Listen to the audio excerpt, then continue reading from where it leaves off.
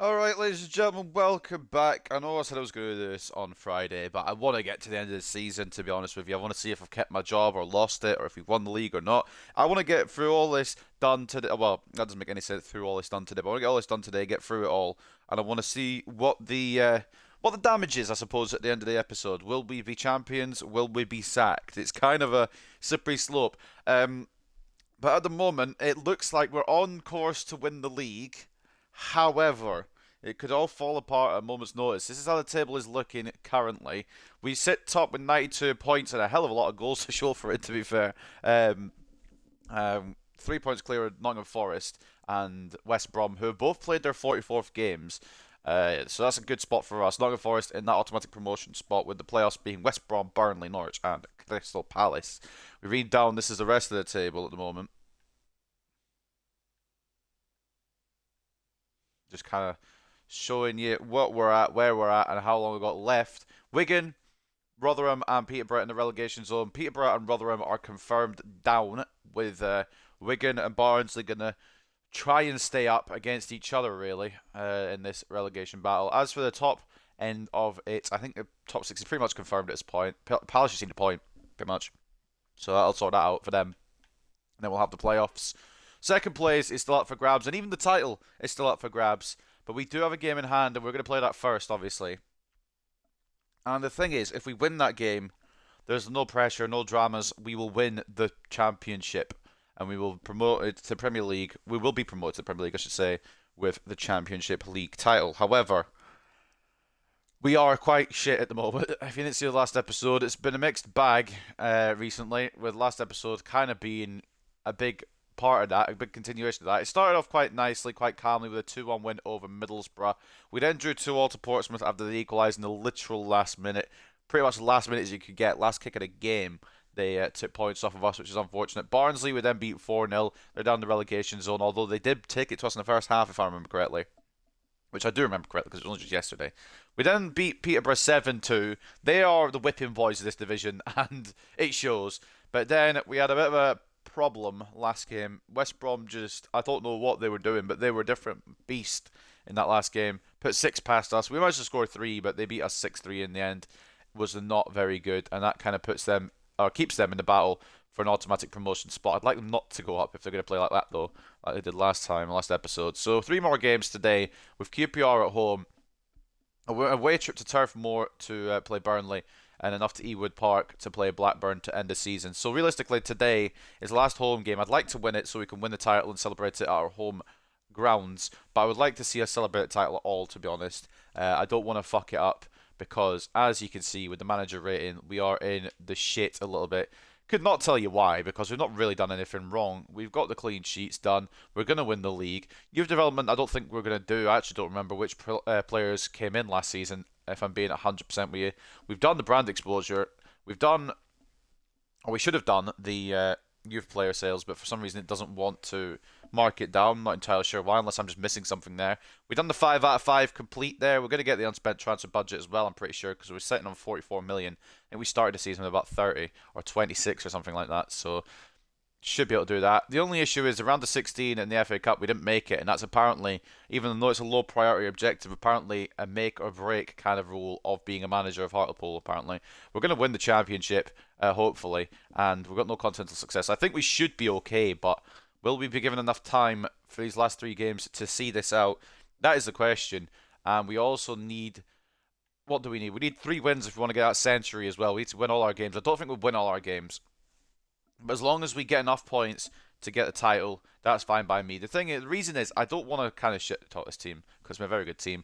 But the reason I don't think we'll win all our games is because that West Brom performance, that kind of just when we're under pressure, we like buckle at the slightest kind of, adversity, I guess.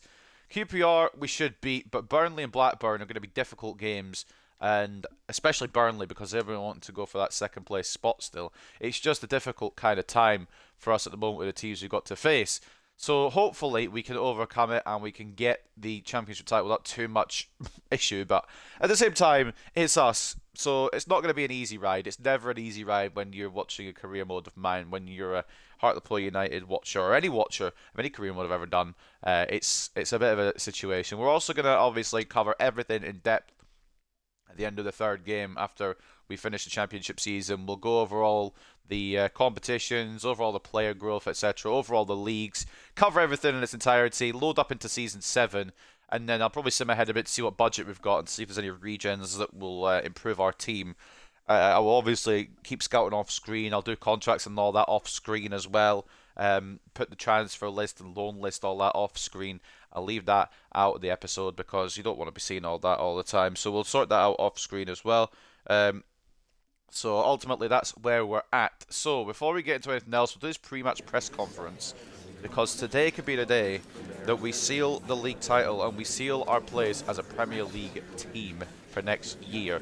We look stronger than QPR with one of your easier games. You can never be sure though. The way we're going, it's difficult. I think we win the title here. I don't know if the game will accept that we win the title though because of the points difference, but the goal difference should be enough. Well, it will be enough, but I think we might have to wait till Burnley or Blackburn to actually celebrate the league title if we do win here today.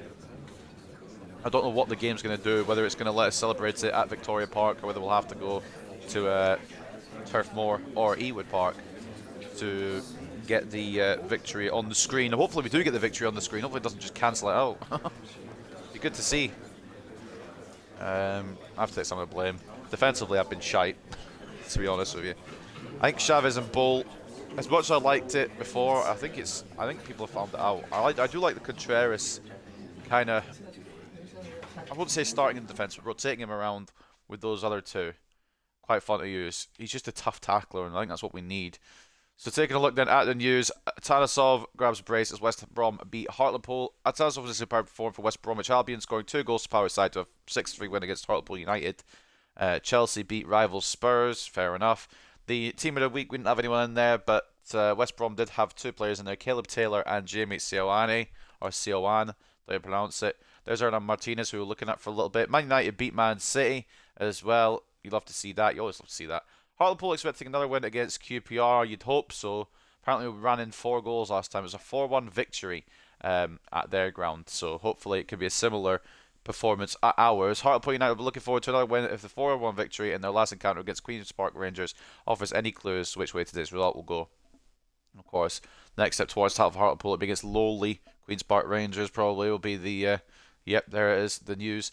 We also did pick up a little injury last episode as well. Joshua Pelletier probably will see out or miss out the rest of the season, but we might bring him back in for the final game unless there is another returning hero that comes back from his injury. But knee damage injury sees Pelletier sidelined for 4 weeks.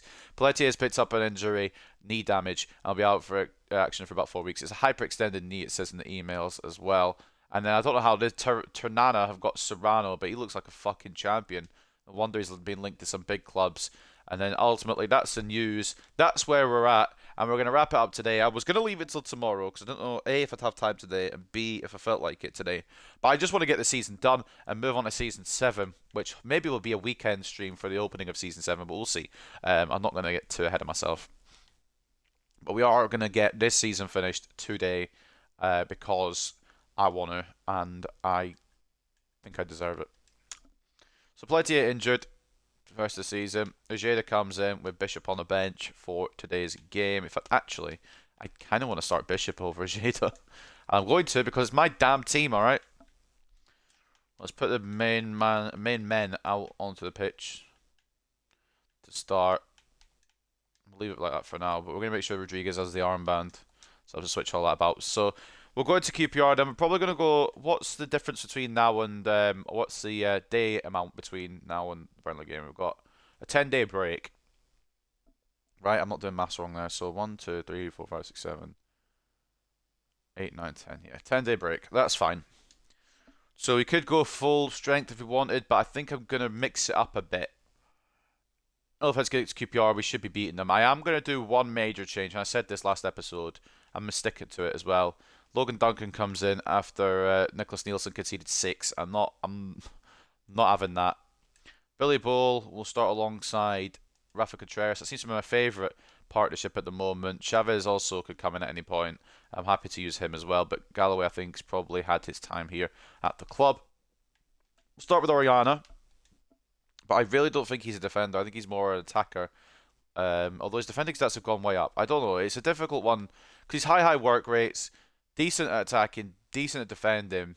I think we just keep him left back and try and work on him, but he doesn't feel like a left back, if that makes sense. He's probably a left wing back, but with us he's a left back. We don't use wing backs. Diop stays in as always. Maresca, gonna swap out for Cochrane. Roberts off the right. It's fine. Bishop off the left is fine, and then we'll go with these up top, I think.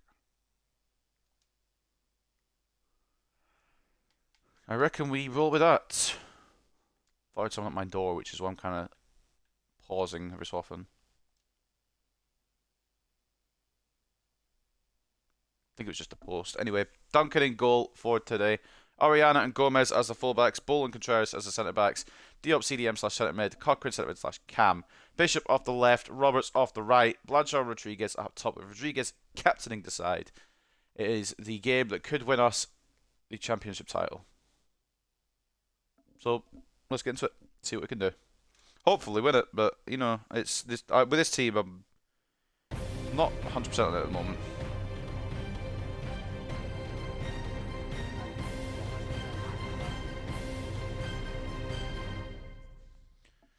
Commentator saying that we can become champions today, so I think the game knows a win today would do it.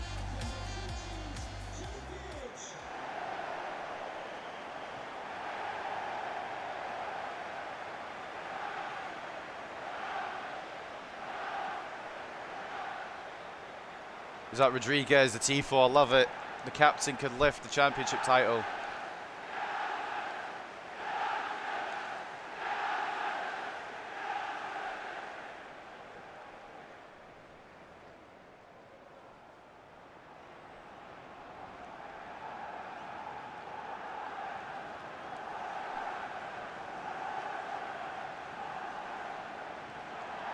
Rodriguez, please. If there was a day that you had to be at your best, it has to be today to get the game and to get the title done.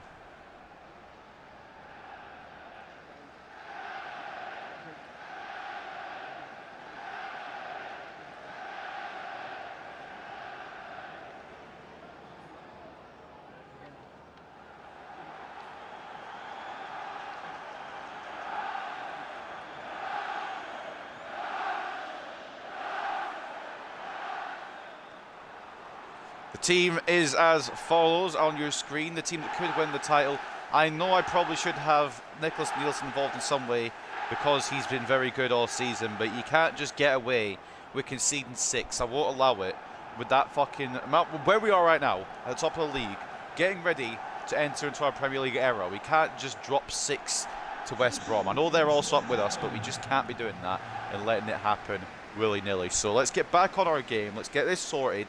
And let's get the title done now. I still will play the last 2 games, don't get me wrong. I want to go for that century if I can. But if we get it sorted today, we get it sorted today.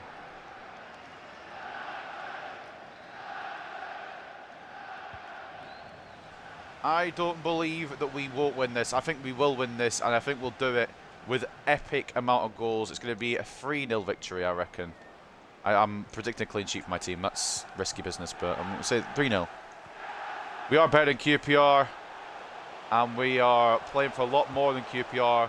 Carlos Rodriguez, falls to Blanchard. Oh, it's a good second save, to be honest. Blanchard was right there, though, to gobble up the opportunity. It just wasn't to be. Good start. And the fans here at Victoria Park, they've had a tough season home-wise. We've been better on the road, but I think that will all be forgiven if we can win the title today. Blanchard aims it to the bottom right. It's a save from Walsh. Probably could have had more time with that one. I don't know why I shot it from there. I also thought I'd have enough power to find that bottom corner. I think the golden boot race is over. I'm pretty sure Blas is about 3 ahead of anyone in my team, which is fine. We can't change the corner taker for whatever reason, so I guess we're going close.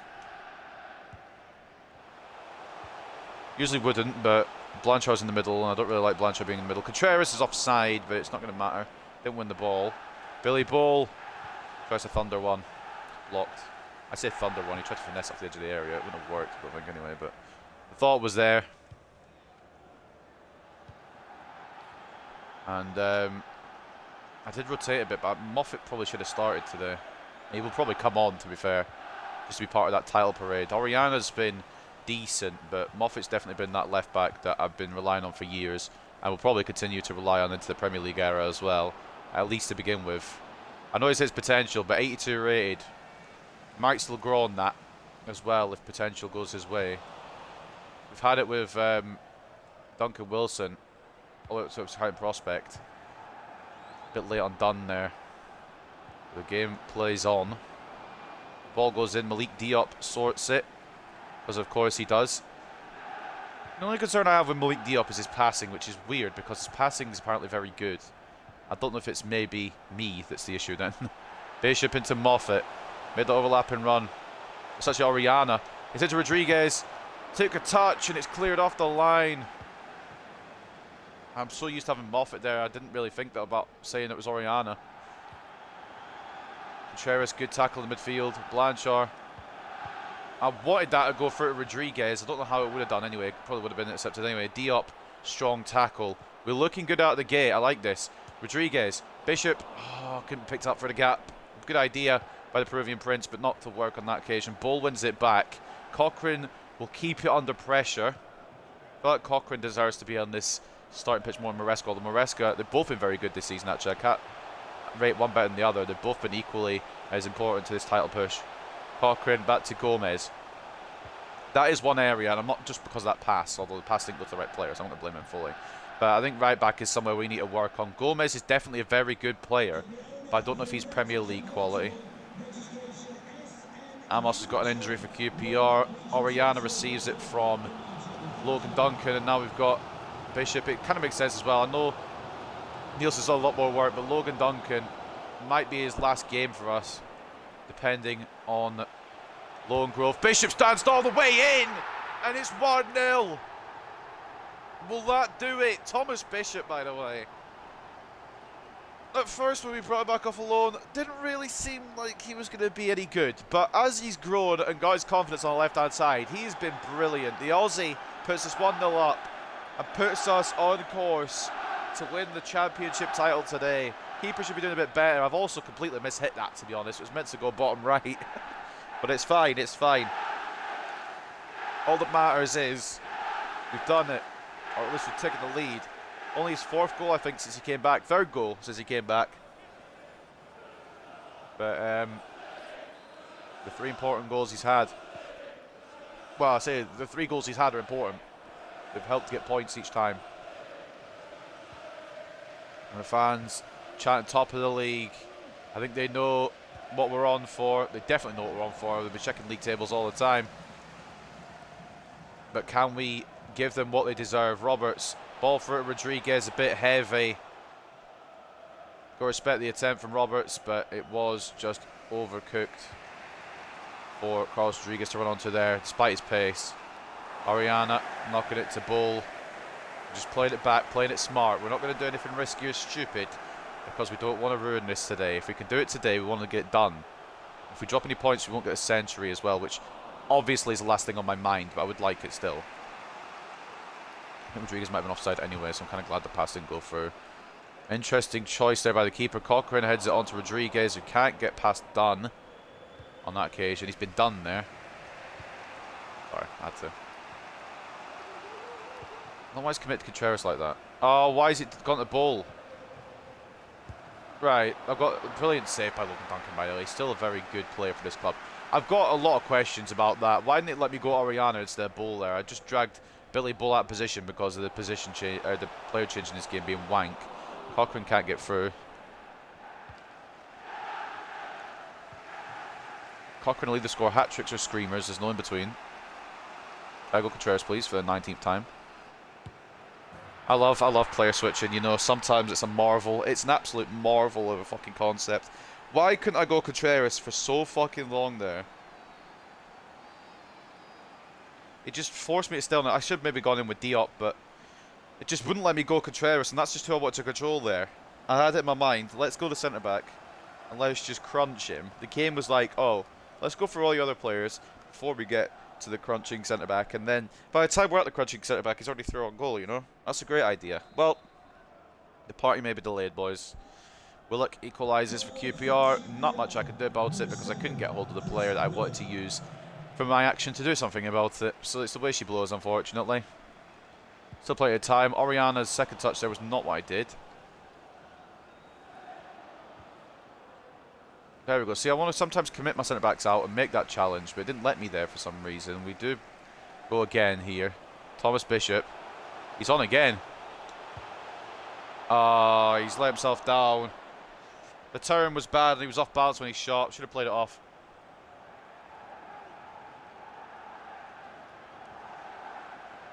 Very lively today though, but should put it that way 100%.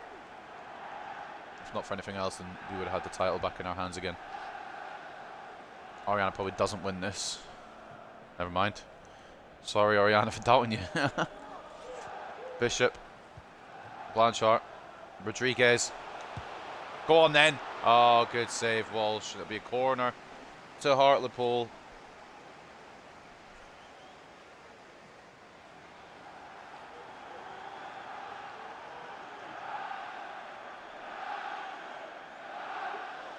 Luca Carpenter wondering why he's not getting game time, mate, because it could be the game to win our title, and he's been consistent at best recently. We might bring him on, and if not, we'll definitely start him for the next game because he's done a lot this season, a lot more than I expected from him. Ball! Oh, off target.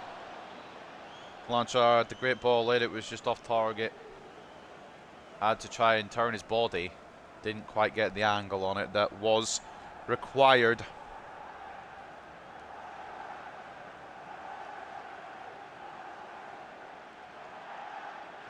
Unlucky there from Billy Bull. That probably is the half, but we'll keep going, we'll keep pushing. Rodriguez. Roberts making a delightful run. Ball back to Jack Cochrane. Good save, Walsh.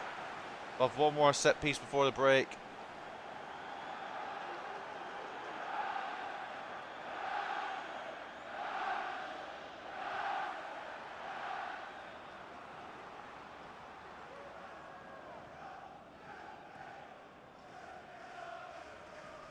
Will it actually let me switch corner taker, or will I have to do it with Roberts? That's the question of the day. Will it even let me take the corner? Yes, it will. And it'll let me go Blanchard. Can we take a lead before the half? I doubt it, but you just never know. Blanchard, ball in. Towards Bull again. Headed away, only as far as Bishop. Keeps it alive, but it doesn't work. And we will go in 1-1. I'll take it. Especially as our goal was easily stoppable. We just couldn't stop it, apparently.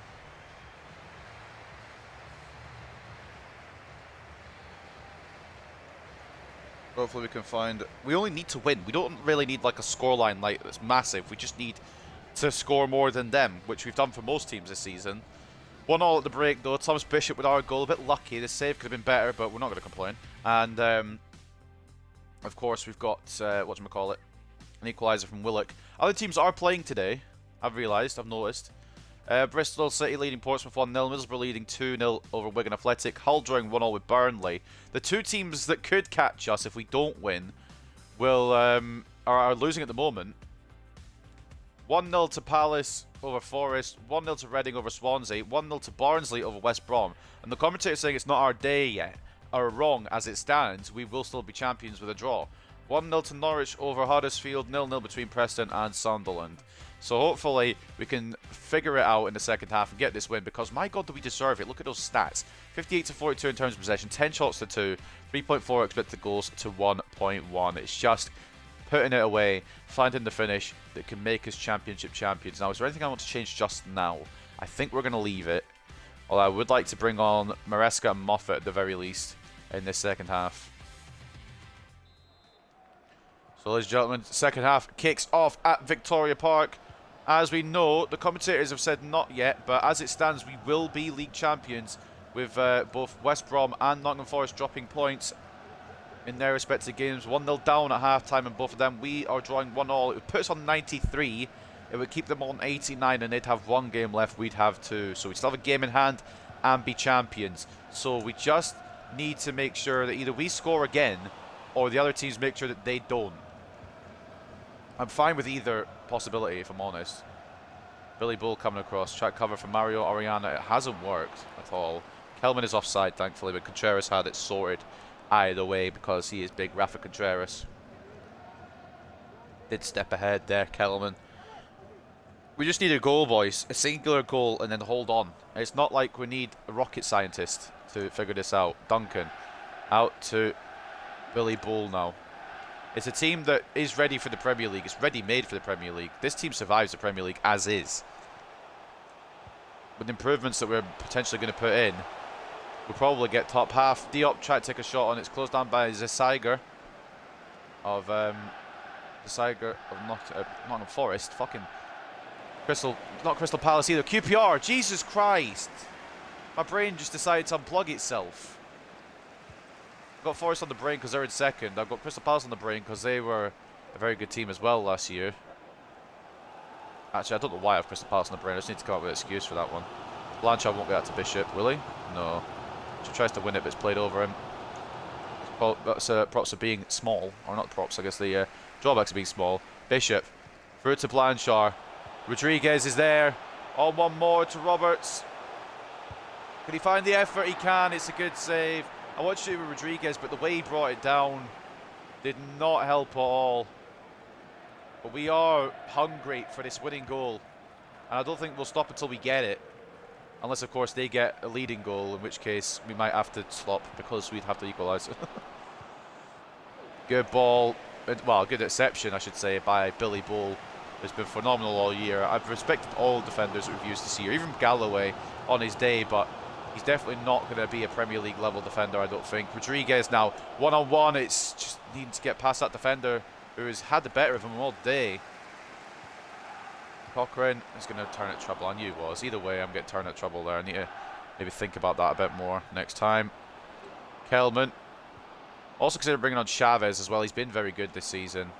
Deserves his props. But as of recently, good save by Duncan, but the rebound's going to go in. Yeah, you can fucking smell that from a mile away, innit? You just knew.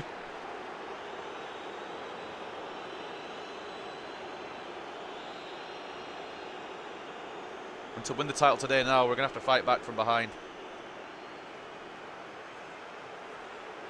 Not ideal, but what can you do? It's a good save from Duncan, but no urgency from the defence to try and close Willock down there, and of course it's a rebound goal. Right in the game where we need to win the title, it's a rebound goal. Of course it is. Ain't changes required now. If they weren't required before, they're definitely bringing in. We're bringing in the changes now. Cochrane's been solid today, but Maresca I think might bring a bit more. I'm tempted to bring on Barlow as well, but Roberts deserves that spotlight, man. Moffat comes on, and yeah, I'm going to bring on Barlow. I know Roberts has been fantastic, but Barlow might offer us a little more in terms of cutting in and taking shots on. Roberts is more of a creator, whereas Barlow's more of a goal scorer. I know they've probably scored the same amount, but I feel like that's a fair assessment. I'm already regretting bringing Barlow on, you know. But it's done now. What's done is done. And we're going to have to come back from behind. Which reminds me of the Man City win where they had to come back from behind against QPR to win the league. It's not nearly as monumental on that kind of scale, but it's definitely... There's definitely comparisons you can draw to it. Contreras, you need to find somebody. I can't believe we're actually losing this, you know. Maresca's got a knock, just as come on. Blanchard, back inside to Rodriguez. It will bounce. Oh, I can't take it on. I can't take it on, they're just closing me down. Fuck off if we lose this today, man. I want to celebrate a title in my own backyard, but we might have to go somewhere else to celebrate it. Or even, we might not celebrate it. Good block, Contreras. Smart block as well by Rafa Contreras. He's been very good this season. Still, I'd like to keep him involved for or when we got to the Premier League. If we got to the Premier League, I should say, because it's not on right now to win the title. Fernando Maresca is injured, but he doesn't care. He goes through the pain to equalise for Hartlepool United. It's back on.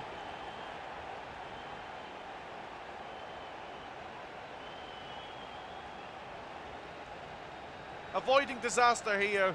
We could find the winner and take it to the championship title today, but if we only get a draw, it might still do it. I don't know. I would like to win, obviously. especially against QPR. No offense to QPR, but we are a better team. They've just been very lucky with their goals today. First one, I couldn't get to my defender. Second one was a rebound goal. I'd be very annoyed if we do drop points to them. Also writes off our century as well, so let's try and push here, boys. Good tackle, Moffat. Little bits of everything now required from these boys. Chair coming on for Amos. He had an injury in the first half and knock, but I think he's worn off now. Or he's run it off. Hoping Maresca can do the same for us. We need him in this twilight part of the season. Don't need any more injuries. We've already lost Pelletier. Good tackle, Billy Bull. Fernando Maresca. Now Rodriguez. Oh, Barlow's running into trouble. Running into an avenue that he can't get out of. Been a good ball through. Had it aimed at anyone, but now Rafael Gomez. He's going to charge forward. Does need some support. Jackson Barlow will be that support. Blanchard on one more. It would be poetic for Rodriguez! The title's back on. 12 more minutes. And it had to be him. It had to be the captain himself. Carlos Rodriguez in the perfect spot with a perfect finish on the perfect occasion. The last home game of this season. We're looking to get the title done today. But there is still 12 minutes left. And we are very leaky at the back, it seems. 3-2. Top of the league, Hartlepool lead. With just minutes to go. Title is very much in our eyes here, in our grasp. Carlos Rodriguez, despite having a 2-month layoff, has scored the same amount of goals as Achille Blanchard this season now. That's mental numbers. Of course, Blanchard has a lot more assists. I'm not writing Blanchard off in any way. Jackson Barlow, he's cutting in himself. Will it be 4? It won't. It's a good save from Walsh. Had Rodriguez on there to pass it to, but saw that bottom left-hand corner that he likes to go for. Change now for QPR. Garrett coming on for number 48. I'm not sure who number 48 is. It will tell us in the top left, surely. You'd think. Al Raha coming off. Can we just get one more to seal the deal? I'd like to get a fourth just to wrap it up because I don't trust this game at all. Contreras! Oh, what a save and off the line! You've got to be fucking joking. And now it's one-on-one. Garrett and Moffat. Moffat going to commit to the man. Does very well. Douglas Moffat, a big player for us this season. Barlow, Rodriguez, Blanchard asking for it. Blanchard's going to get sent through. Not too heavy, not too light. Could be 4. That will seal it! Ladies and gentlemen, take a look at your championship champions. Season 6. The name on the trophy says Hartlepool. The ribbons will be blue and white, and Achille Blanchard and Carlos Rodriguez, a strike partnership for the ages, will seal that today. That surely has to be it. That surely does the deal. That surely secures the title. We've still got time left, but Achille Blanchard sends the Victoria crowd, Victoria Park faithful I should say, into raptures. Bishop, Blanchard, try to find Rodriguez. We just need to keep it up this end of the pitch, not allow them through. We've allowed them through. Moffat, good interception. And he takes it away from Garrett. Douglas Moffat down this left-hand side now into Bishop. And these players know now, these fans know, that it's just a matter of time.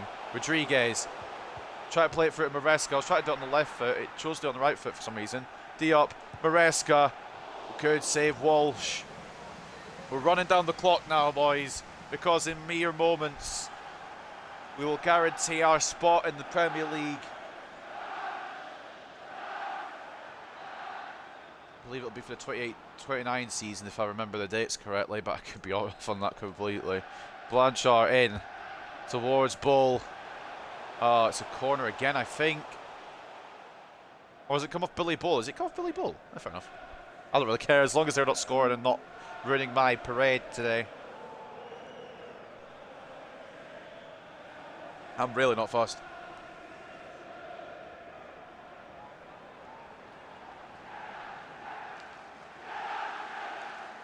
United chance now filling the ground. They know what's to come in mere minutes.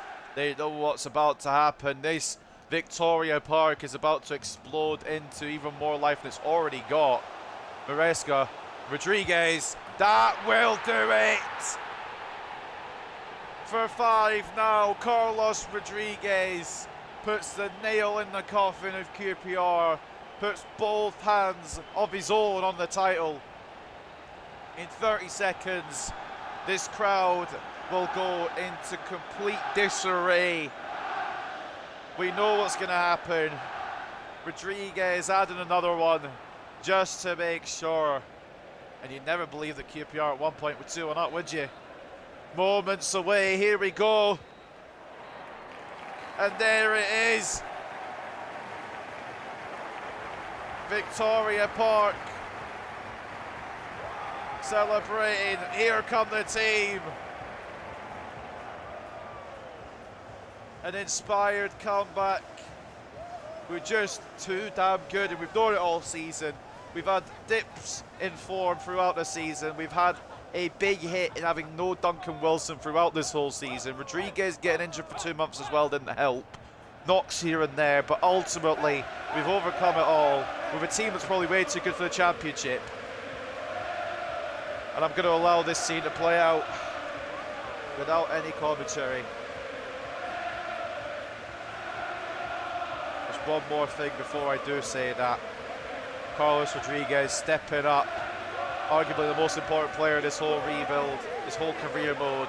He deserves this as he takes his team to the Premier League. Here we go.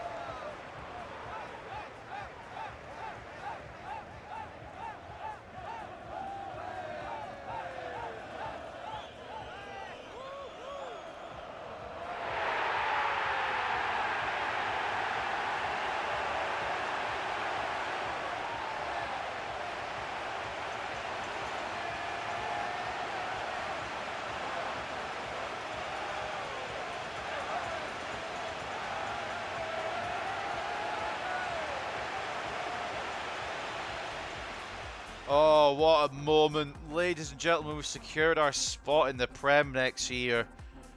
We've got through, but it's only going to get more difficult from here. That's the issue. Now, we need to focus up. 60-40 in terms of possession, 19 shots to 5, 7 expected goals to 1.9 as well. A dominant display to secure the title. Ladies and gentlemen, your Premier League, or your Championship champions. But going to the Premier League next year, these boys, all these boys, Carlos Rodriguez at his damnedest again today. 2 goals, 2 assists, 9.1 for our Peruvian Prince and the captain of this side. 9 rating for Achille Blanchard getting a goal and an assist each. Rafa Contreras, absolute brick shithouse at the back as usual. I can't drop him from this team. He is just too good. I don't know if he'll, excuse me, I've got hiccups. I don't know if he'll deal with the pace of the Premier League. We'll figure that out early on, but definitely someone I'm taking up to the Premier League at the very least. Thomas Bishop with a goal and an 8.1. Goal and assist as well from Fernando Maresca. He gets an 8.1. And there's an assist missing out of this lineup. So I'm assuming it's either down here or one didn't have an assist, which is fair enough as well. Logan Duncan today, 5 shots, 4 saves, 4 shots on target, 2 saves, 2 conceded. Not fantastic, but we're not going to give a fuck, are we? Logan Duncan, you get away with it today because we've won the title. Man of the match for them was Chris Willock with a brace, an 8.2 for him. Some decent defending for a little while, but then we just opened the fucking floodgates. Luke Amos with the assist and 6.8, and then Joe Walsh, 7.1 rating, 14 shots on his goal today, 9 saves, 5 conceded. We would not be denied, and we were not denied. And we're going to show you the goal again that sent the limbs, that made it to the point that we knew what we were going to do. Achille Blanchard all day long. And I think this was the moment where we knew that it was going to be our day, that it was going to be our title. And I can't think of a better group of lads that deserve it, to be honest.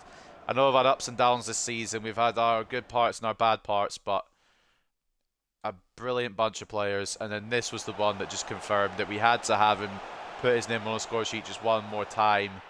And it is Carlos Rodriguez. I say just one more time. You'll probably play the next 2 games as well, but just to secure the job, secure the deal, secure the championship title. This man has led this team for a long, long time now, and now he's led them into the Premier League. Nottingham Forest lost as well. West Brom drew, which means they are in pole position for automatic promotion at the moment. I didn't see the Burnley result. Maybe they're in pole position as well. They've still got a game in hand. I don't give a fuck, mate. I don't give a fuck about them. All I give a fuck about is us doing what we need to do. We've done it with style. Maybe a bit of dodgy defending as well, but that's fine. Cat's good team display. I'm going to give the team all the credit today. Lovely jubbly. I can't believe it. Next season, Premier League. It won't confirm QPR's relegation. We're not near the drop at all, but I guess we'll comment on it. But realistically, QPR are like 16th, 17th, something like that. They're not going to fall into the relegation zone. It really is between Wigan and Barnsley. No, Rotherham, Peterborough are dropping down. We know we're going up. Oh, what a day. Get the champagne out, boys. Get the champagne out, boys. Championship champions. Does that mean that the manager reign will go up, please? Right, well, we are the champions, my friend. Chances you give me recently have really given me a... Chances you give me a play recently have given me a boost now, Gaffer. I really want to repay for it. Yeah, okay. No worries. You're doing well, mate. Just don't come with the attitude again, innit? Update on the Youth Academy. Anyone we need to bin off at the moment? I think we're fine. Lindgren looking good. Ward's looking really good. I'd like to bring him up and loan him out next season, I think. As well as Thomas Pope. We're going to get rid of Sean Weaver, who just hasn't found his potential. We're going to get rid of Tommy Holloway as well. And we're going to get rid of Nathan Isaacson. The rest of them stay for now, but don't be offended if I do let them go. Fantastic, ladies and gentlemen. We'll advance now up to Burnley, but I'd like to get the century, of course. Guys, let's just chill here. Guys, let's just relax. Damn it! I thought it was Duncan Wilson. I forgot about Pelletier.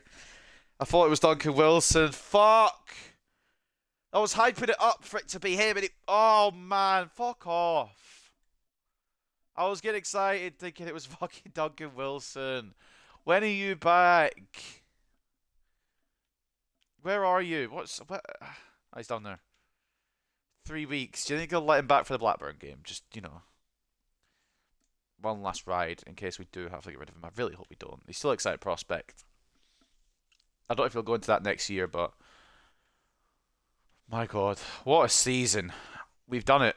I mean, we'll go in depth for it a bit later, but let's take a look at the table now and drink it in, boys. Drink it in. Done it 2 games early.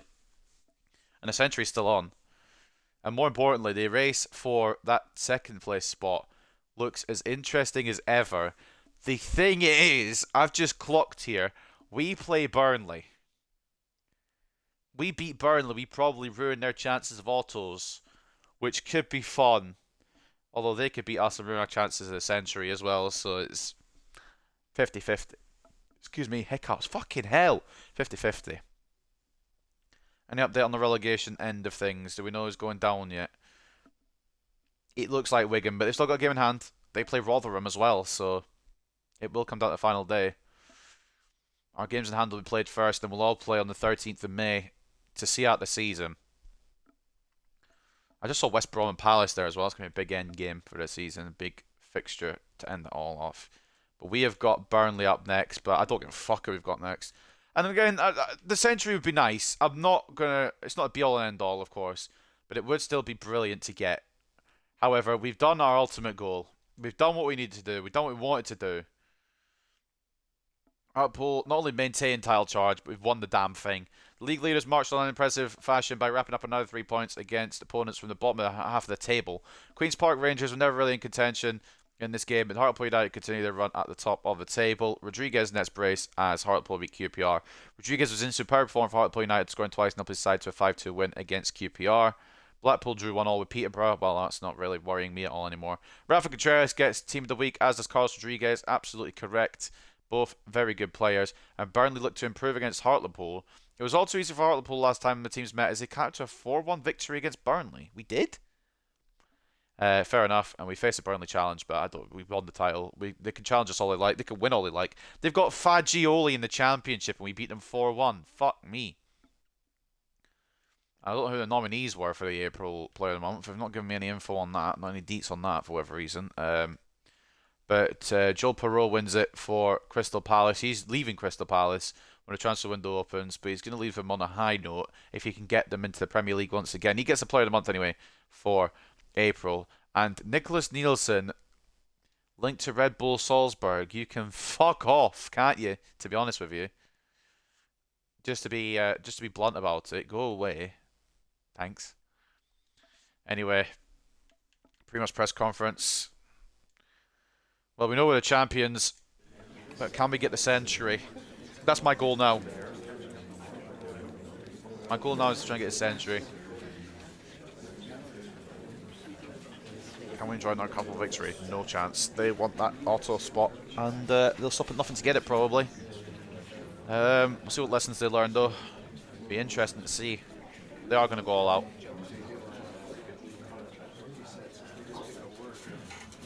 That's all I know. Pretty evenly matched contest. You're absolutely right. We've got to respect him. We've done what we wanted to do. We're already in the Prem, mate. Will Burnley be going up with us? Will it be West Brom? Will it be Nottingham Forest? All these questions. It could be, well, 2 out of the 3 because, of course, the playoffs as well. Automatically, I mean. Our best will beat anybody. Are we going to be at our best, though?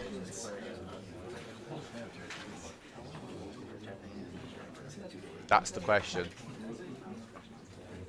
That's what we want to know.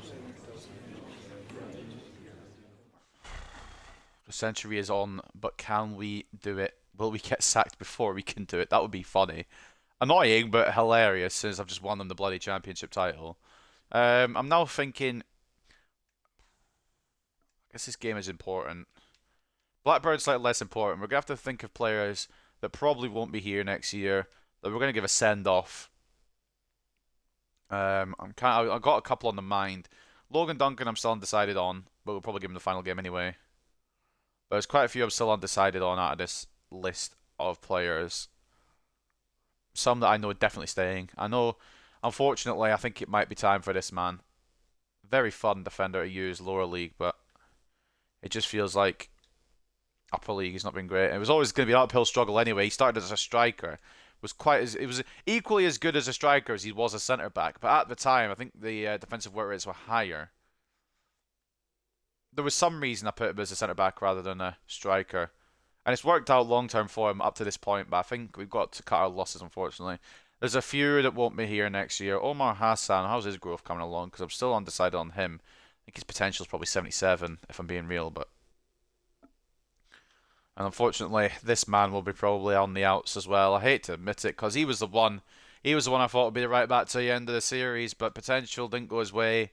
Injury didn't help him, and he had a 7-month for like Duncan Wilson, which is why I'm hoping Duncan Wilson isn't as serious as what it could be. Rafael Gomez at just a 78 rating as well. That's his potential.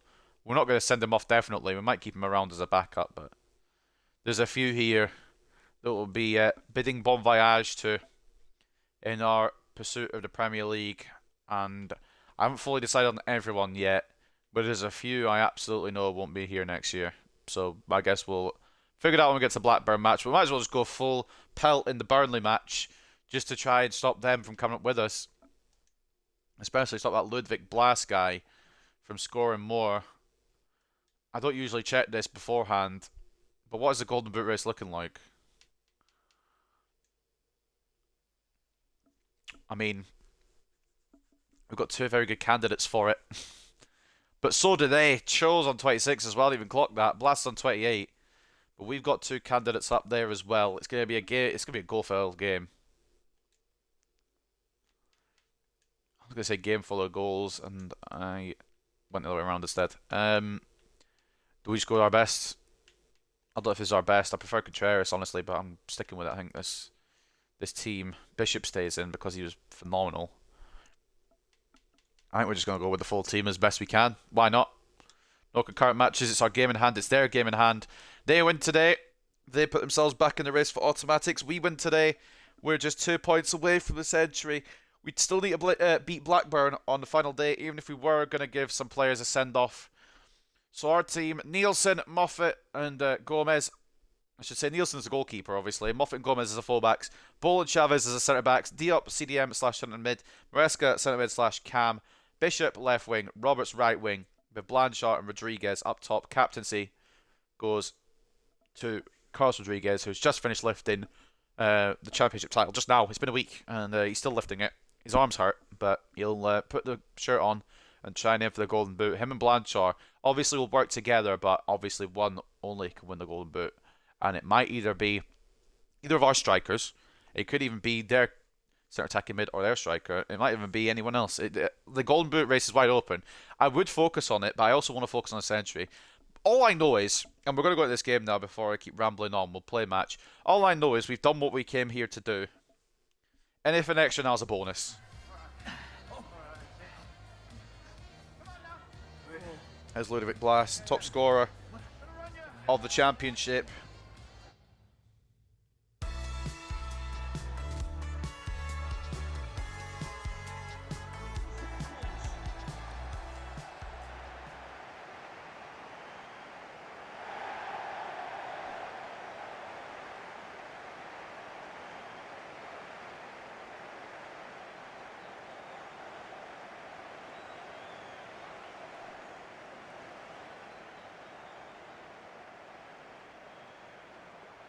The pressure's off, but at the same time, I'd still like to do the century. I'm not really arsed either way, but, you know, it's just about it. That next level would hit different.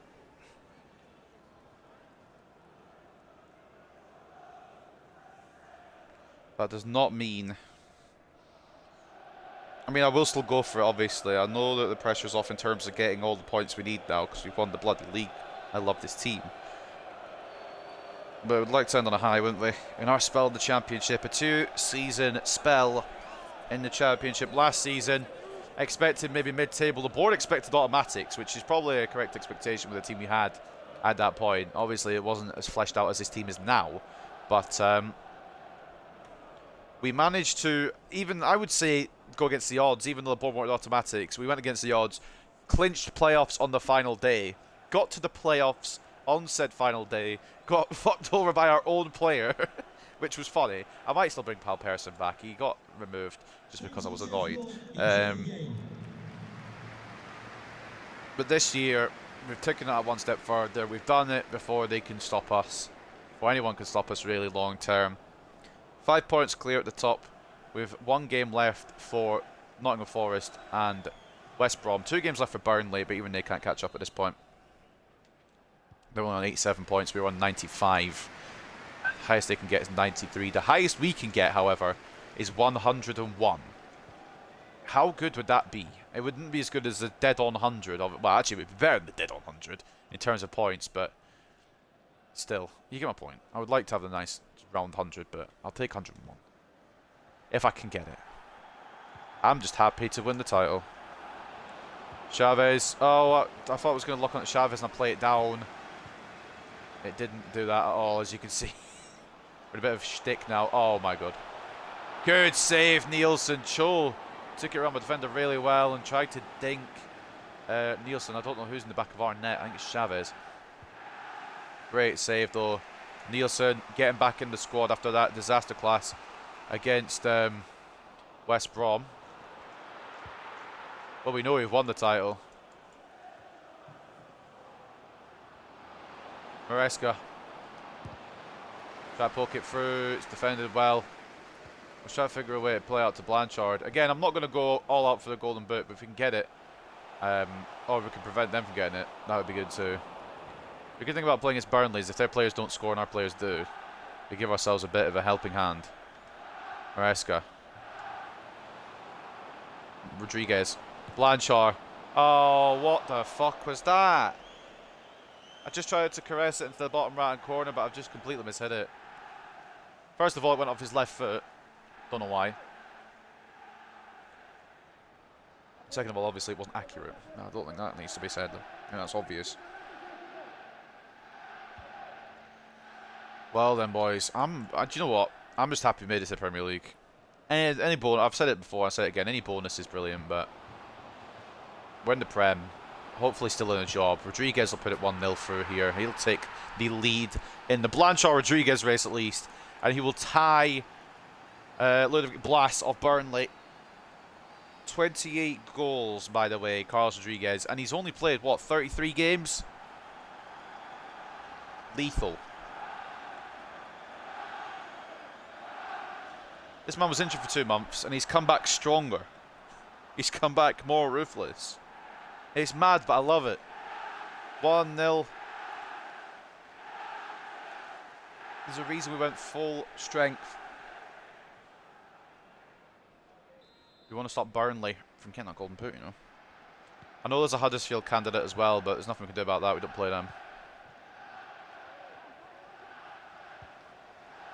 I don't even think Huddersfield will make the playoffs, so muffle them. Malik Diop with an interception, and Ludovic Blas with a very good challenge. I was going to call it a foul, but it just wasn't, was it? Billy Bull takes it off Cho. Bring it away. It might not have been Cho who had it. I'm just assuming it was because he's in the strike position. I'll be 100% honest. I don't know what Cho looks like. Diop. Oh, he's a fucking tank, but his movement is sometimes shite. Blas asking for it for Cho. Obviously, Blas will want to equalise now. After Rodriguez ties his goal tally. I don't think Burnley will have the golden boot on their minds either. Rather going for the automatic spot. That was for Rodriguez. Of course, a name at him.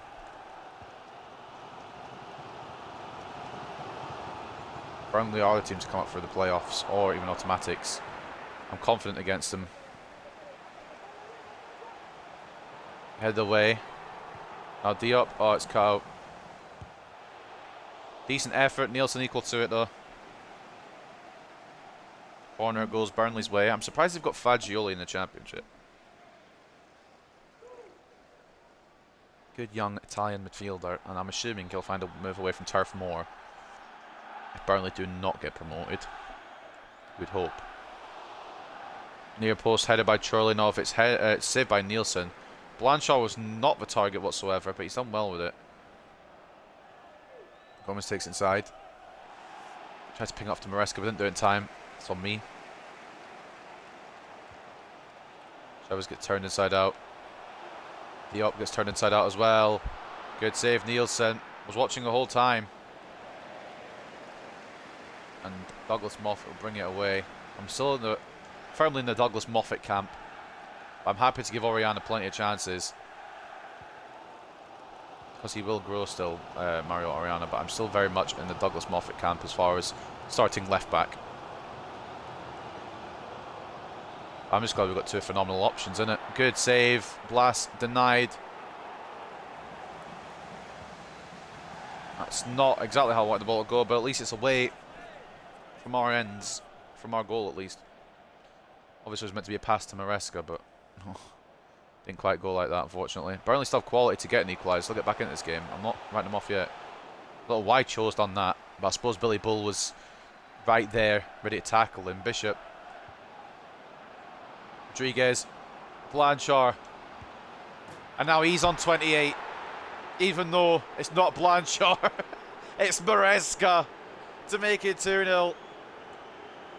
Put us on course for that century. Turf Moor not very happy, and I assumed that was Blanchard, but it was actually Fernando Maresca.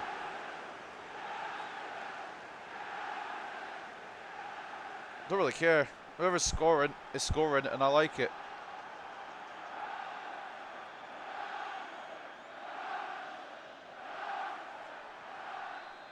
Great finish from Maresca. Good play from Hartlepool. We are cooking with gas. Nielsen's back at his best in between the sticks for us because they've had opportunities. But we've been putting our opportunities away. Bishop. I think Burnley had a man sent off. That's why I won 4-1 if I remember correctly. Blanchard from range. Didn't quite connect as I wanted it to. But it's fine. Moffat. Oh, Christ. I went for the ball. Obviously didn't go for the ball. I got the man. It's going to be a booking. The idea was to get the ball rather than the man. It's a yellow. I'm not even disputing that. But the idea wasn't to slide there. The idea was to slide at the ball, which I thought is what it would do. Fair enough, Dougie. You getting stuck in towards the end of the season. I like it. Again, I wasn't going to stream today, but I want to finish the season off.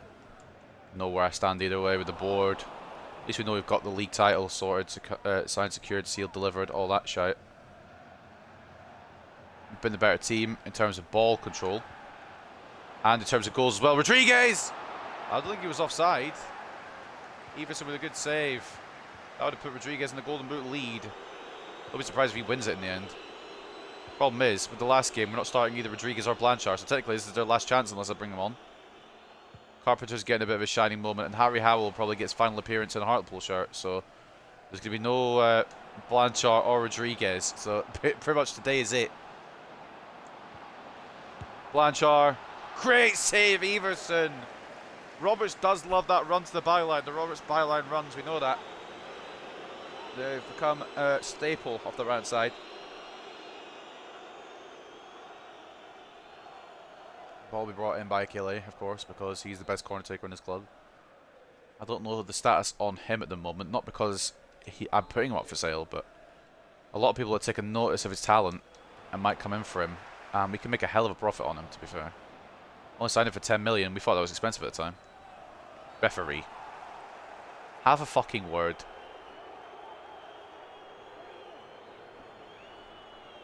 Robert's just trying to make room for an attempt. It's going to be yellow card for Josh Cullen, who's still there, surprisingly.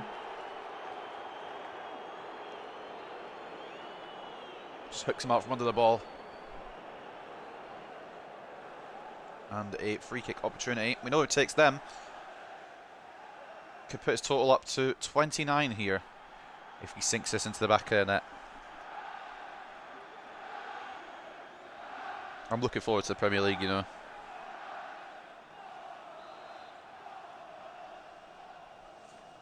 I don't know how we'll do it, but it'd be fun to see. Carlos Rodriguez. Oh, just a bit high. The idea was right, just a bit high. It could have dipped, it just didn't dip enough. Unlucky from number 9, but a good effort.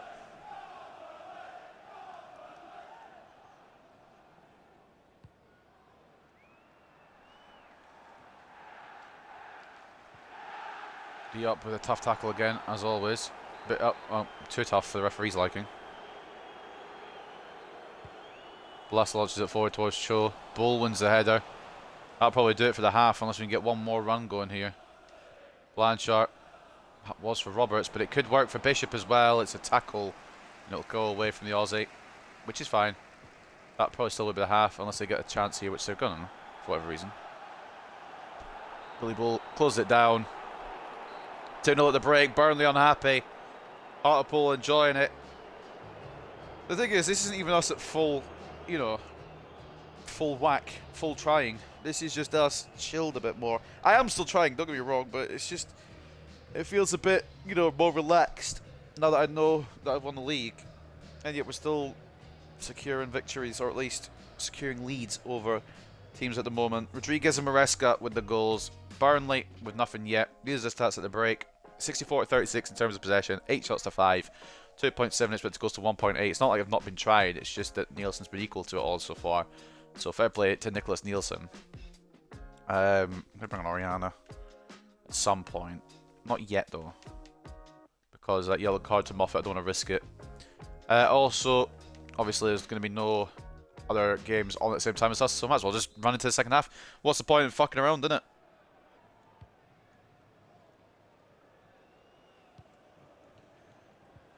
Will we see out of a victory here? Will we keep a clean sheet at Turf Moor? That'd be a fucking big one, wouldn't it? I doubt it, but it'd be a big one. Ball in between Cullen and Shaw here.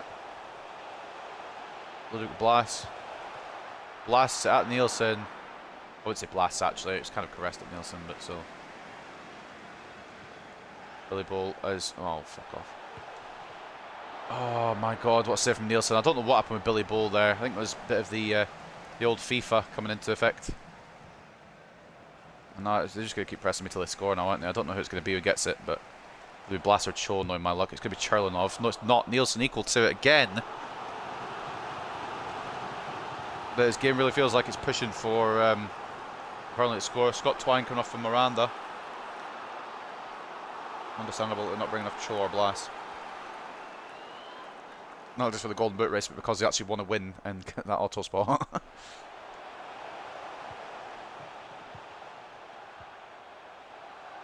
Bishop try to get the ball back. It's not worked. Bull does get the ball back with a deflection. Now we can counter Diop. Blanchard. Roberts being sent. He will get the ball as well. Inside. Rodriguez. Number 29. Nope, blocked. Good play though. Brilliant ball over by Blanchard to Roberts as well. I really like that. It's probably a reason why he's got top contributions altogether.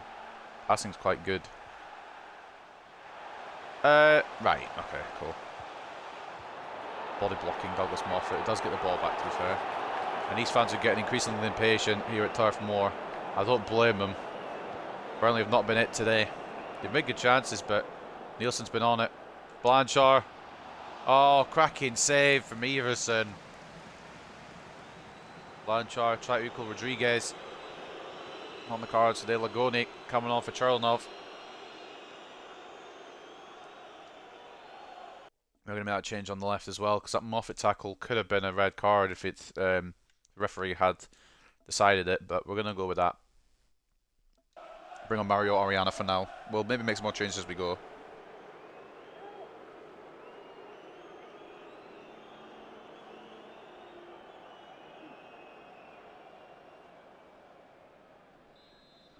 Ball in will be by Blanchard. Still haven't made him the permanent corner taker yet, and I don't think I ever will, but his corners aren't good, aren't they? Oriana, good save. Nearly scored as soon as he came on there, Mario Oriana. Thomas Bishop. Oriana gets caught again, but tackled away from him. Chavez wins this to, hopefully, one of my players. It goes to Malik Diop. Blanchard, Rodriguez is off. And they can continue to play. They had the ball back, but it was offside from the Peruvian Prince, unfortunately.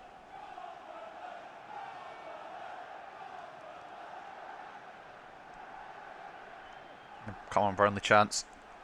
Not as loud as they were, but they're still trying to bring this team back to at least a point. But we have been solid today, and despite their good attacking and plays, Nicholas Nielsen's been solid today as well. Caught by Chavez. Maresca. Now Diop. Bishop. Blanchard. Rodriguez making the run central. Oh, Bishop just couldn't get enough on it. Before we go any further as well, I want to bring on Ajeda. Give him some game time before our season ends. And we'll leave Carpenter for now. We'll put Carpenter in the last game. Him and Howell up top against Blackburn would be fucking awful, but it'd be funny. Especially as we still need to win that game for the century. Rodriguez trying to knock it off to, I think it was Cochrane. Not Cochrane, Roberts. Cochrane's on the pitch. But it won't be today. He got a full 90 in the last game, I think. Oh no, he didn't. I brought Maresca on. What am I about? I think it will be Maresca to start in the Premier League. But actually, I don't know, because he's good off the bench. Good pressing by Blanchard. Now Rodriguez. He's past Just. It's just the keeper to beat. Oh! Tiny little finish. And he takes the lead in the Golden Boot race. I don't think anyone really cares about the Golden Boot race, but I do because I've got nothing else to play for. I guess I got the century, I suppose. Look at this. Composed. composed as you like. This man had 2 months off, by the way. Came back stronger. A machine. Do you remember when he was kind of average in League 2 first season? Fucking hell. What he's become is a madness. He'd be 90 overall when the Premier League starts, which is just a testament to how good he is. Bishop for Ojeda is the change. It's now 3-0 to Hartlepool. I think it's game, set and match here, and if Burnley get 1 back, I don't think they'll get 3 back. We've not been in the frame of mind to allow them. Billy Bull, I thought that was strengthened, but I just didn't. And Chavez comes across instead. Now Ariana with the pace. Blanchard. Rodriguez asking for it in the middle again. A hat-trick against Burnley. Not on yet. Win number 30. Like Rodriguez's option to try and just play it past the keeper rather than power it in. Good tackle, Chavez. Ojeda keeps the ball under pressure. Now Chavez into Blanchard. Ojeda pulleys the man to the floor and wins the ball. You got to respect it. Rodriguez is fucking goal hungry, I'll tell you that much. Goal starving. Even has got 29 this year. Probably more in the cup as well, if I remember correctly. He scored 1 in the cup. Langoni for Burnley.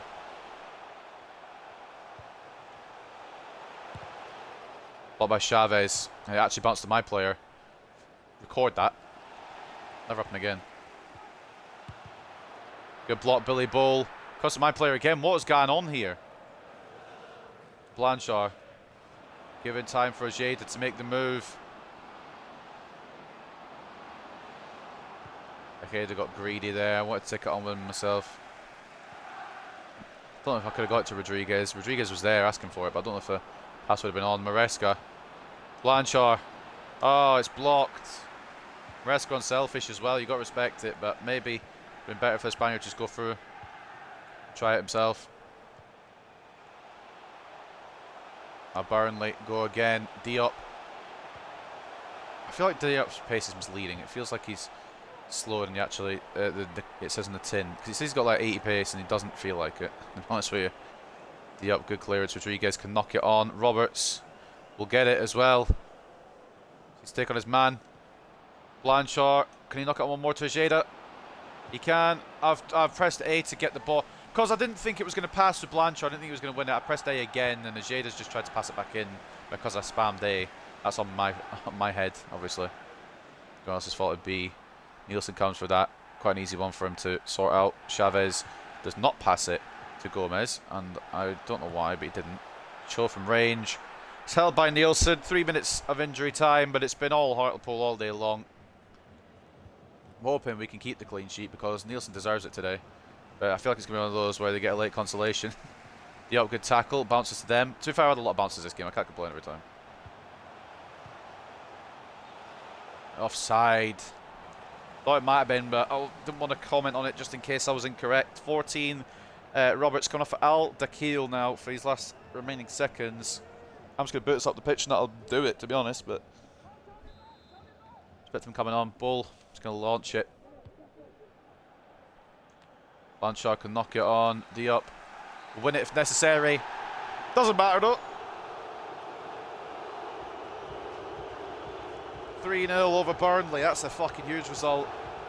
Not only does that help us towards our century goal, but it also plunges them into probably the playoffs now, I would say, unless they get a huge win. I'll have to take a look at the final day fixtures and see where it all stands. I'm going to keep the relegation race secret because I don't want to know if we're going to have won or lost. Although we'll see on the side of the thing anyway, but like if we're going to have lost, then they fucked it.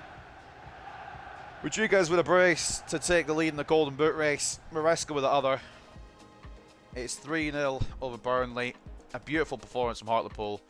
Did well and kept Burnley at bay as well, which you love to see. 57 to 43 in terms of possession, 14 shots to 12, and 4.8 expected goals to 3.2. That's the Nielsen as well I want to take up to the Premier League. If we're going to have a Nielsen to take up to the Premier League, there's a lot of teams sniffing around, but I'd like to keep him about if possible. Rodriguez once again, the star man.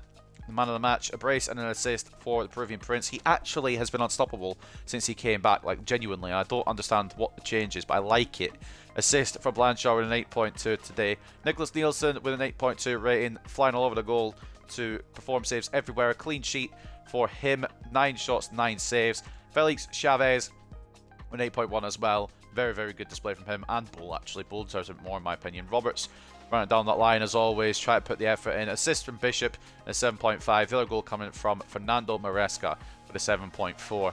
On the opposing side, their best player, if you could pick one, was Ludovic Blas. Tried to add to his tally, unable to today. He gets a 7.9. Colin gets a 7.6 as well. Cho, who is the other man in contention, 85 rated. Fuck off in the championship.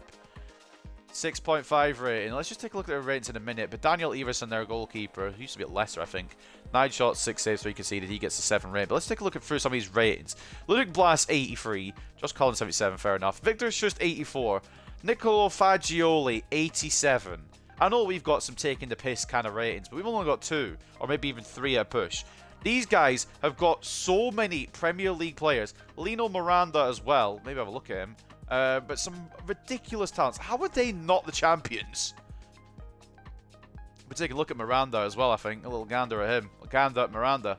Into this post-match interview then.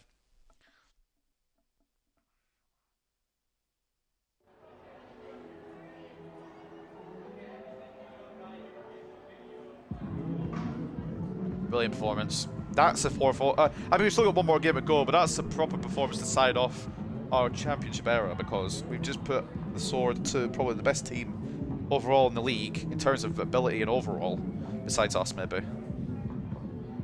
Like I said, we've got 2 or 3 that are pretty good, probably too good for the championship. Probably 3, I would say, and that's the 3 attackers, Roberts, Rodriguez and Blanchard. But beyond that, I don't think we have anyone that royally takes the piss like they do. They have an insane team. You were surprised by how comfortable? Like, no, we were fucking good. And Nielsen, that's the Nielsen I want, not the one that conceded 6.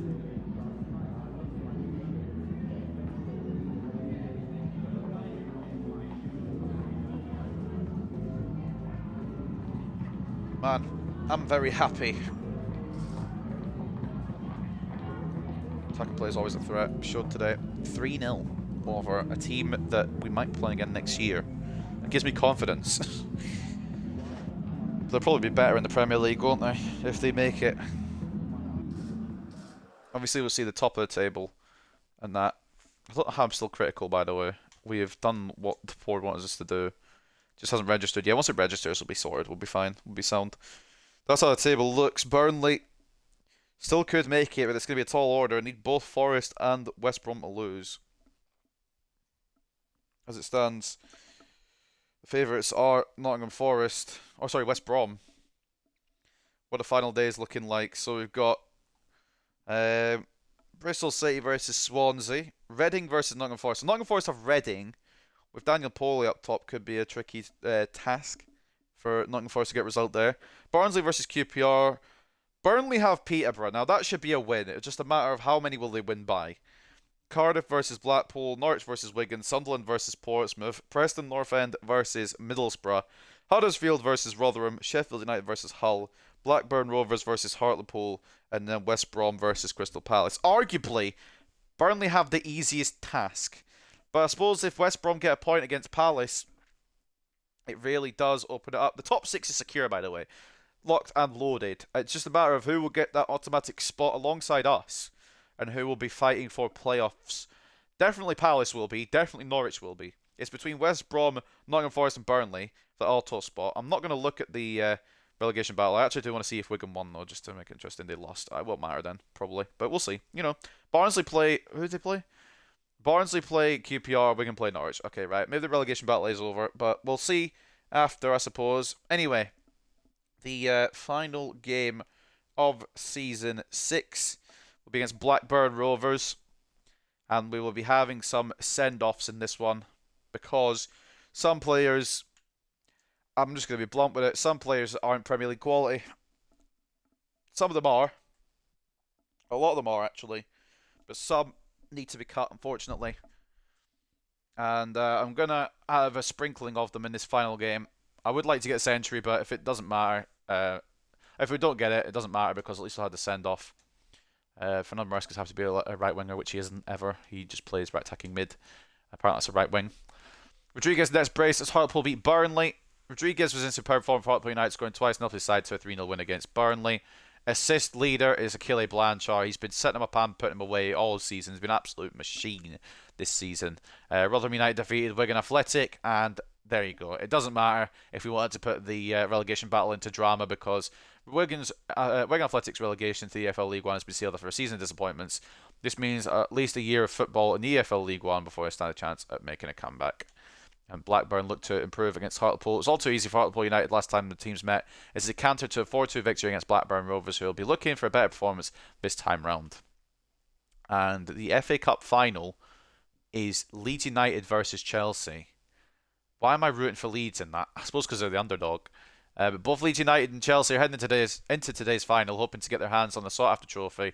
Stakes are high in what should be a really competitive clash, with pundits unable to agree on who looks best equipped to come out top. It'd be interesting to see who wins that when we do the roundup at the end of the season. But as you can see here, we repeat the triumph over Burnley. The victory sees Hartlepool United complete a league double over Burnley this season, having already beaten them earlier in the campaign. And then Hartlepool march on towards title. The league leaders marched on towards securing the title they hope to claim in a few months' time. I mean, we've already claimed it. It's a few months' time. We're in May, mate. By comfortably disposing of Burnley. It's another big step forward for Hartlepool United as they look to convince the nation they'll make worthy title winners. Right. Before we go into the next game, I do want to take a look at this man that occupies Burnley's team at the moment. Might just be easier to find him off the Burnley lineup rather than going through all of them. It's a left winger called Miranda. If I just look at it this way. There's too many Mirandas. There's so many regenerated Mirandas at this point that it's Lino Miranda or something. I don't remember his first name anyway. So we'll have to have a gander. They've got a very good team for this level. Lino Miranda. He's 24. Fucking hell, never mind then. That might be a good right wing option, but we've got better right wing options that are younger. Got better right wing options that are coming back. And is Shabalala 80 off his loan yet? If he's not, he's going to be soon.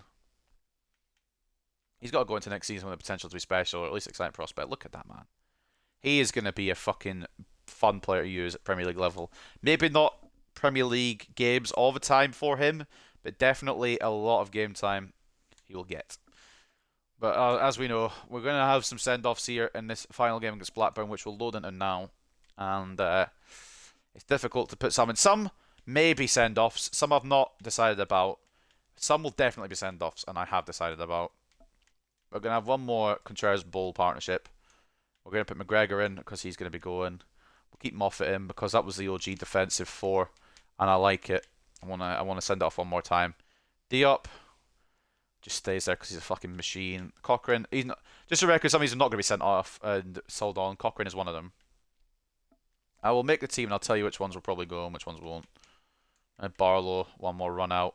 We're going to give Ajeda a run out as well. Carpenter comes in and then so does Howell. Probably won't sub on Rodriguez or Blanchard, but we'll have them anyway, just at hand on the off chance. I think that's how we go. And Pelletier, I'm still unsure about bringing back in to the fold because we will have Duncan Wilson back. It really depends on how he returns as well. And then one of either Ojeda or Bishop will be leaving the club, and I'm pretty sure it's going to be this man, which is kind of why he's here. So I guess the sending off, potentially Duncan, but I'm not going to make a deal on that yet. I'm not going to make a decision on that because he's still very good. Not 100% on whether I'm going to move him on or keep him about yet. Depends on what Higgins comes back as. Maybe I'll do another loan year with Higgins and then try and boost him up a bit more. Moffat doesn't go. I guess I'll just try and do it as which ones will definitely be going. So Duncan, Galloway, McGregor, Howell, and Ojeda. Those are the 5 that will probably be vacant from the team next year. The rest of them will either be staying or I haven't made a decision on, or just because we don't have any really other depth in that position. We've got 3 midfielders. Diop is just kind of a always starter now because he's been fantastic this year. But Howell, I mean, the only 2 that are probably on the maybe list are Duncan and Contreras, but I would like to keep Contreras, to be honest with you. So I guess we'll see. But we're going to line up that team. Some getting their swan song, Some just getting one more run out before the end of the season. This is how the team looks anyway. Duncan in between the sticks, Moffat and McGregor as the fullbacks, Cheris and Galloway as the centre backs. My God, it's been a while since I've said that, and it feels good to say it one last time. Diop CDM slash centre mid, Cochrane centre mid slash Cam. He's also going to be captaining the side today unofficially. Ajeda off the left, Barlow off the right, and Luca Carpenter up front with the unforgettable meme, the meme striker at this club now, Harry Howell. We always knew he had low potential, and he even surpassed what his low potential was. But there's only so much mileage I can get with him, and he doesn't belong in the Premier League. No offense to the lad. So without further ado, it's Blackburn Rovers versus Hartlepool, the final game of the season. Can we get the century? Probably not with his team, but you just never know. Let's get into it then. Game number 46 of the season. The round-up game. The finale. We know that we have won the league, but who's going to go up with us automatically? That's what I'm interested on. And also, who's going to drop into the playoffs and have 3 more matches to try and decide who's going to get to the Premier League. Some will only get 2 matches, obviously.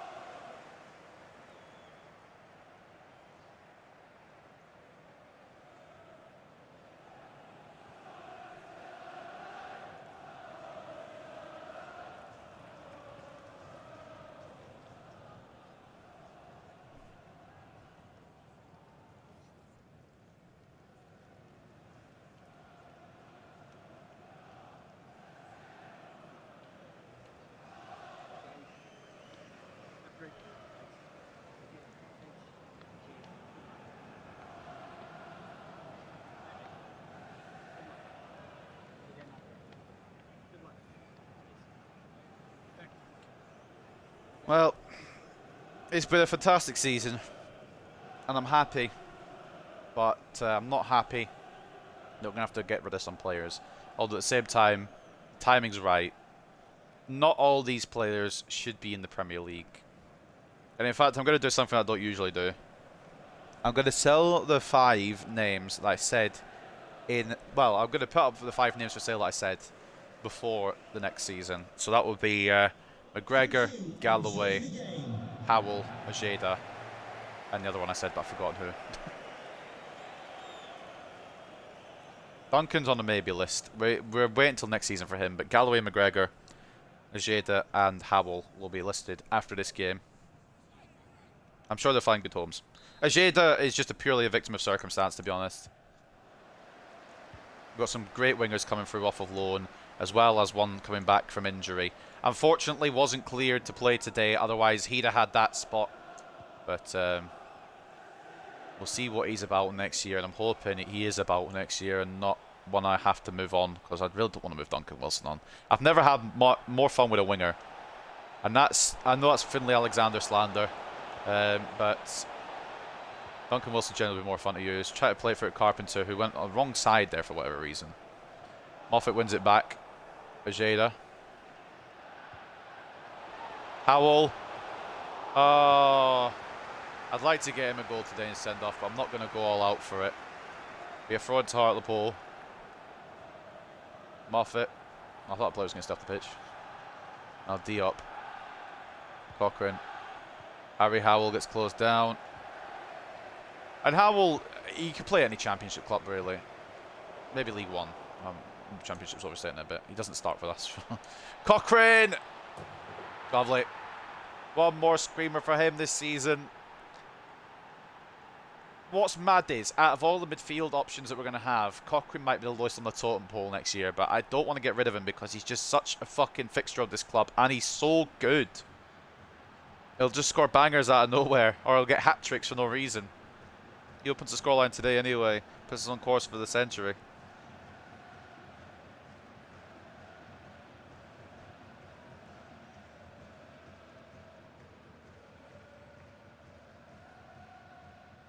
Ninth goal of the season.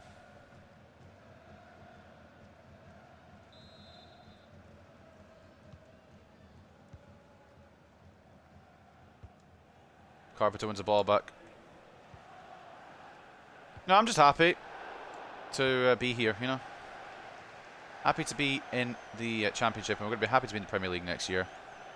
Harry Howell, unfortunately, will not be part of that. And as much as I want to keep him around for meme reasons, I just got to be fair, aren't I? He's not going to get any game time. I was trying to backheel it for Cochrane, to be honest, but looked into Howell. Blackburn do not seem at the races today. Granted, they've got nothing to play for, but I suppose neither do we. It's not even our fucking best team. Contreras is getting this last game, by the way, because he has been phenomenal this year. He's actually probably been on the level of Chavez and Bull. Maybe even higher on occasion. Galloway, good tackle. But ultimately, Chavez and Bull probably going to start the Premier League with Contreras as a depth option, which is fair enough. We'll have Ezra Lucas and Prince Ibrahim coming back from loan as well. And I'm assuming, depending on growth, we'll probably loan out Ezra Lucas again. Dependent on potential. Fucking how long do you want the advantage to be, mate?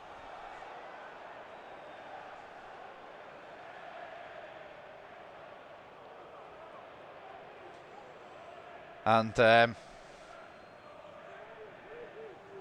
it'd be good to see some of these guys succeed at other clubs. I'll still have to do the where are they now. That's going to be something I'll have to work on. I always say I have to work on it. I'm not done yet. I will do it. You're wrong. I will do it. Get every name down. That, by the way, just for obviously it wouldn't make sense to have these players in, but just for reference, if I've terminated the youth player's contract without even promoting them, then they probably won't get involved. Go on, give it Howell. That's not Howell. Oh Christ, missed it anyway. Cochrane, mate. I wanted it to be Howell in the mid, and I could just fucking slid it in, but it didn't even go in anyway with Cochrane, so who knows where it would have gone with Howell. It's a record. The only where are they now players that I will be doing are the ones that have been promoted to the main team. Even if they've been promoted to the main team and never played a game for us, they'll be involved. Because obviously if they're not in the database, I can't put where are they now on them. Because if I've cancelled them at the scout report to begin with, or I've terminated the youth contract, I can't put them in. I could put them in as a failed player, I suppose. Maybe I will do that. It's going to be a long-ass stream, that one, though, with all the players that we've had. Although I think the Youth Academy will probably close its doors once we hit the Premier League, unless it's for an objective. Because I feel like we've got the team more or less sorted. A lot of these players I would like to take to the end now. Maybe a couple more we want to bring in. And maybe a return. Definitely a return I'd like to use if I can. Carpenter straight at Saliovic. Won't win the header because he's like 2'6". But no, unless it's like an absolute worldie of a talent, I don't think the Youth Academy will be used much more after this season. More focused on the regen side if we were to sign anyone. And that's even if we do sign anyone. I'm actually happy. I'd be happy with not signing anyone. I will take a look, obviously, at the regens and see what we've got. And obviously, we could sign anybody once we hit the Premier League. I'm still going to be reasonable about it. I'm not going to just go sign 90 overalls because I can. Great run by Barlow. Oh my. See what he's capable of. And he wants to be fucking going somewhere else. Absolutely not, mate. You stay here. You will accept your role in this team because there's no way that I can start you ahead of Roberts on every occasion. But this is why I like Barlow off this side more than Roberts. Roberts is that creative midfielder. Barlow is that one that can cut in and just pull off a magic shot sometimes. He's like the... I don't want to compare him to Duncan Wilson because Duncan Wilson is like just different gravy. But off that right-hand side, he's similar kind of play style. He cuts in the same, or at least cuts in and takes a shot on. Not nearly as much success rate, to be fair. But that's not like an insult or anything. Wilson's just one of a kind. He's a different breed. And I'm really hoping the ACL injury doesn't set him back because, again, one of my favourite players to ever use. Howell, Barlow, and try it again. This time, so I mean, not always successful. Not far off though, to be fair, for an Englishman. We're just having a bit of fun with Blackburn. We know what we're here for, just to wrap up the season.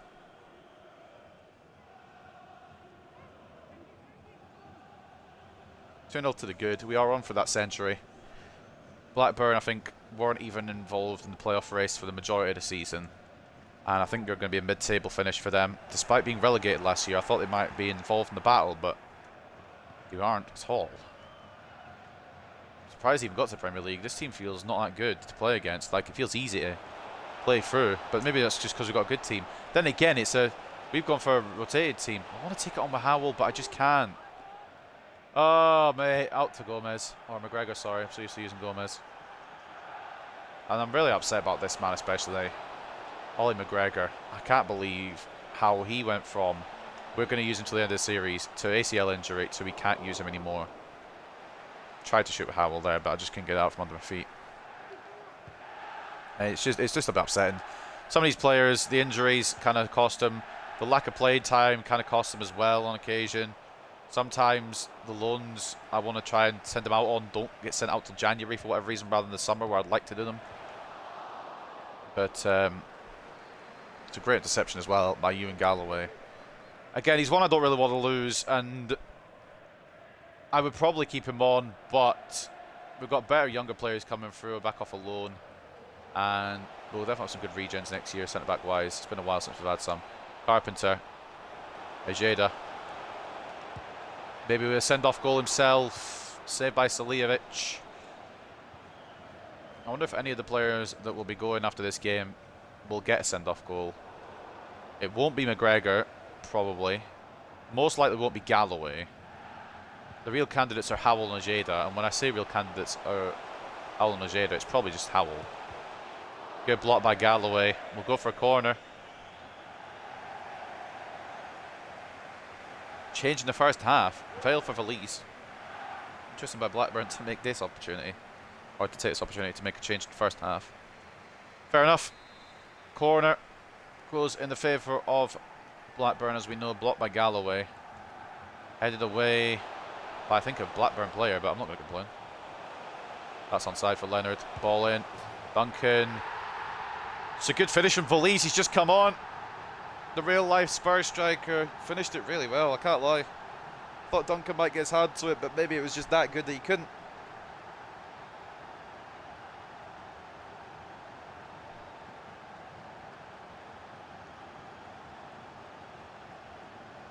It's a great finish.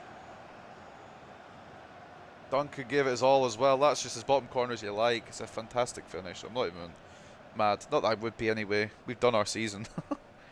But it's still a fantastic finish.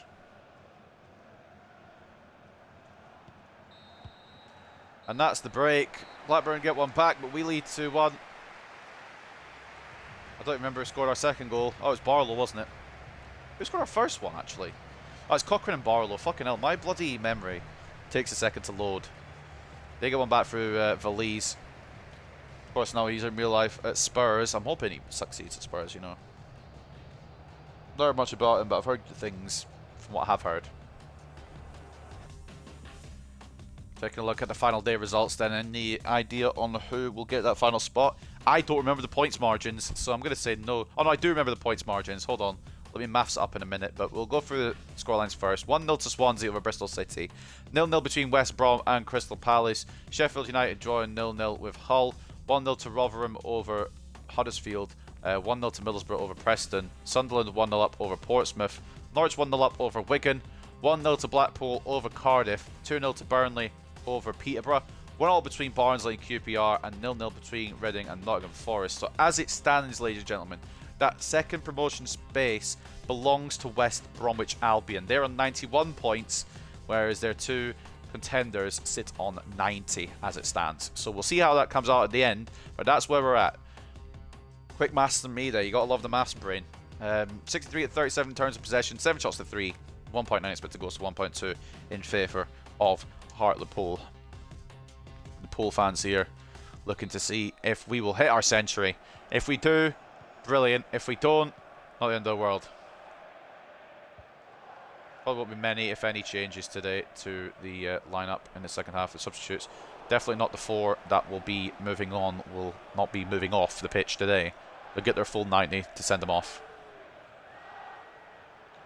I feel that's fair to give them their flowers, especially. I mean, especially players like Ollie McGregor, Ewan Galloway.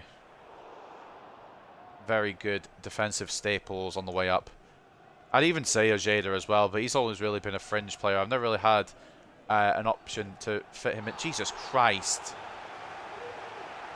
Never really had a option to fit him into the squad on the left wing side because there's always been a better left winger. He didn't come in before Fran Ochoa. I was going to say Brandon Steele, and we kind of just rotated on that left-hand side. Brandon Steele was on that side for a bit. There was somebody else there for a bit. That didn't really come in before Fran Ochoa, so Fran Ochoa kind of made that left wing his own. And then when we were thinking about selling Fran Ochoa, we brought in Duncan Wilson. And then when he was injured, Ojeda finally got some chances, but he had to share with Bishop. And Bishop was the better out of the two, no offence, Vicente Ojeda. So it's not really been a case where he's ever had a case to be the first choice left winger. And I think a move for him, I don't really want to do it. I would like to keep him on his depth, but he deserves a starting spot somewhere else. And I feel like I've been robbing him of that for too long. Probably should have sold him a couple of years ago. Like what I did with Mariano Martinez. Probably should have gone around the same time as him, but I'm glad he didn't because we had no left winger. Harry Howell!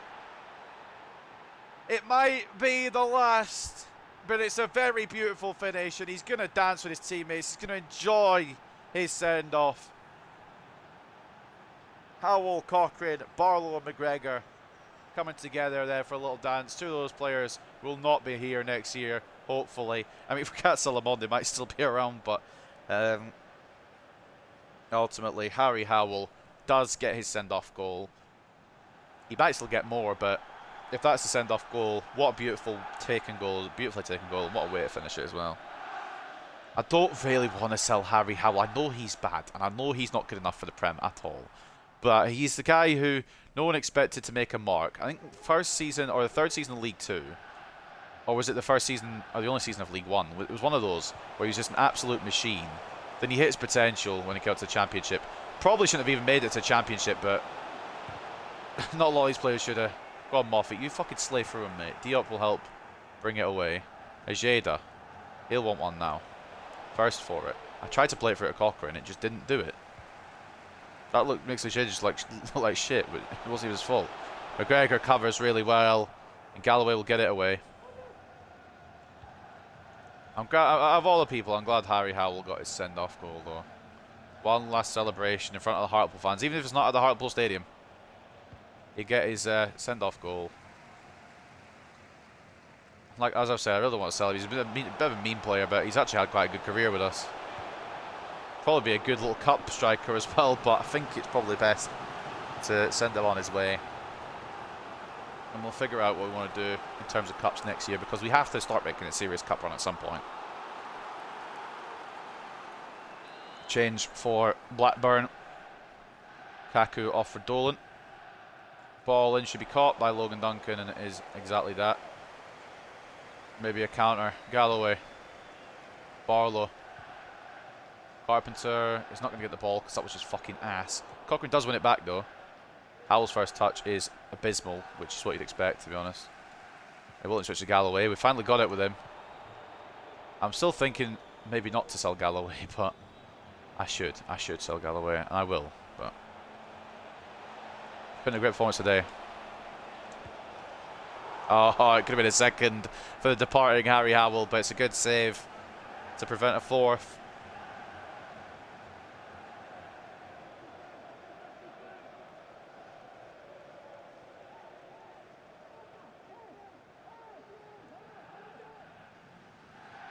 No Blanchard on the corners, so it means Vicente Ojeda will be taking them for today for the last time. I'm selling these four players, by the way, for different reasons. I think I've detailed them well enough, but I will go over them again in a minute.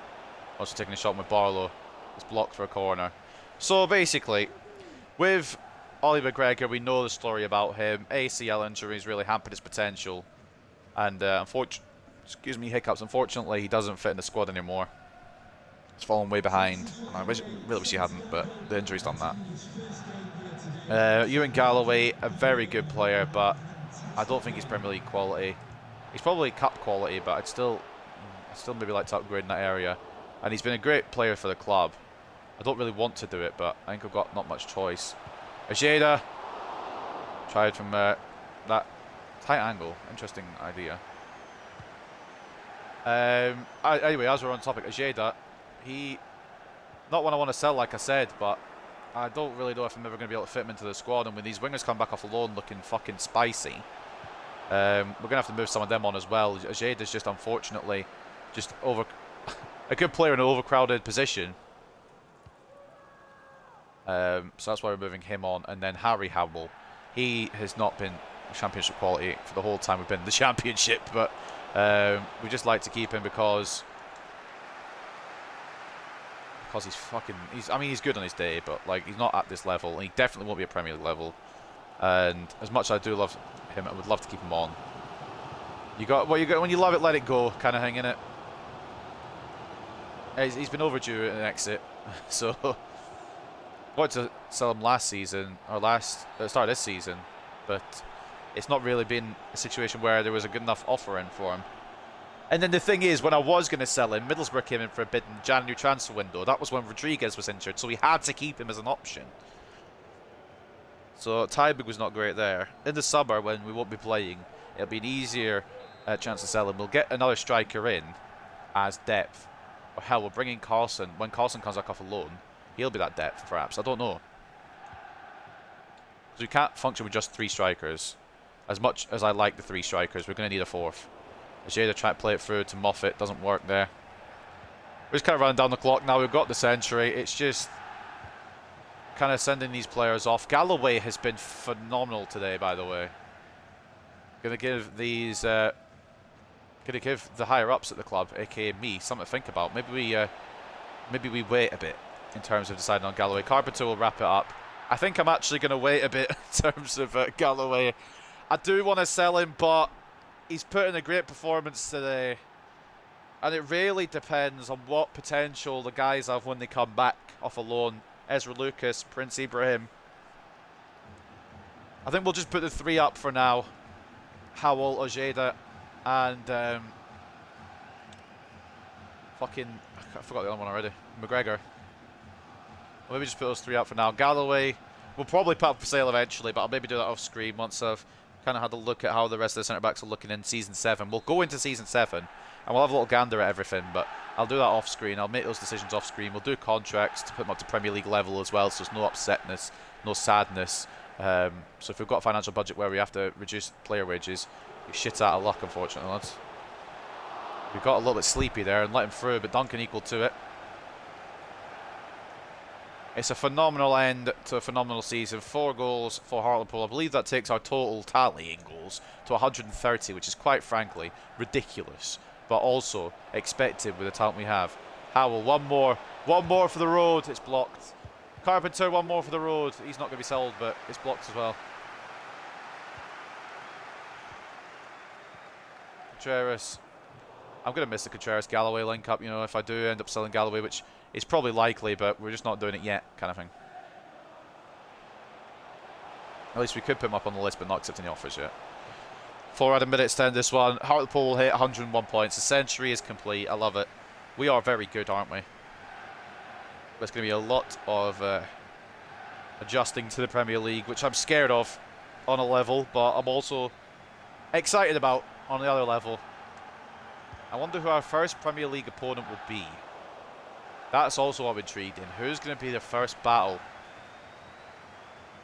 I reckon if it's a team like Everton, Wolves, something like that. Well, maybe not Wolves, because Wolves are actually quite good at this point, but Everton, Bournemouth, one of the lower kind of teams, I reckon we have a hell of a chance at beating them. If it's a top 6 team, we probably lose our first Premier League game, which is fine. It will actually help to go against a bigger team rather than a smaller team, just so we know the levels we have to be at to compete.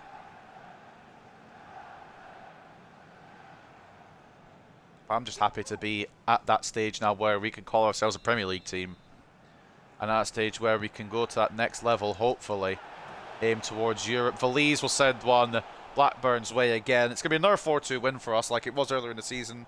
They can celebrate that all they like, mate. We've done what we wanted to do here. Blackburn get a feel-good goal just to wrap it up.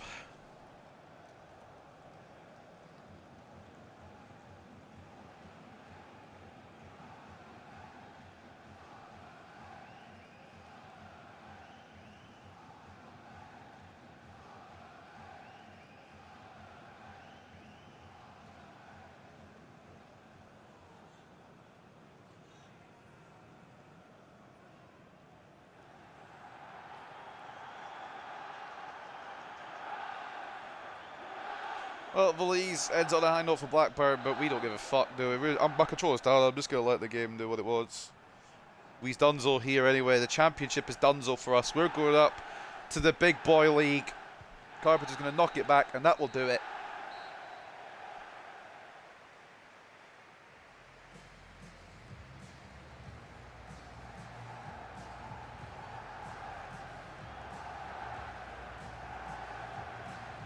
I'm happy. I'm very, very happy. We send it off on a high. Some players had some... In fact, I don't think one of the outgoing players had a bad performance. So, it's a good send-off for some of the players. McGregor was solid at right back spot. Galloway was beautiful at the back. Creativity came off the left from Ojeda. Maybe not as much as we'd like, but it's still creative.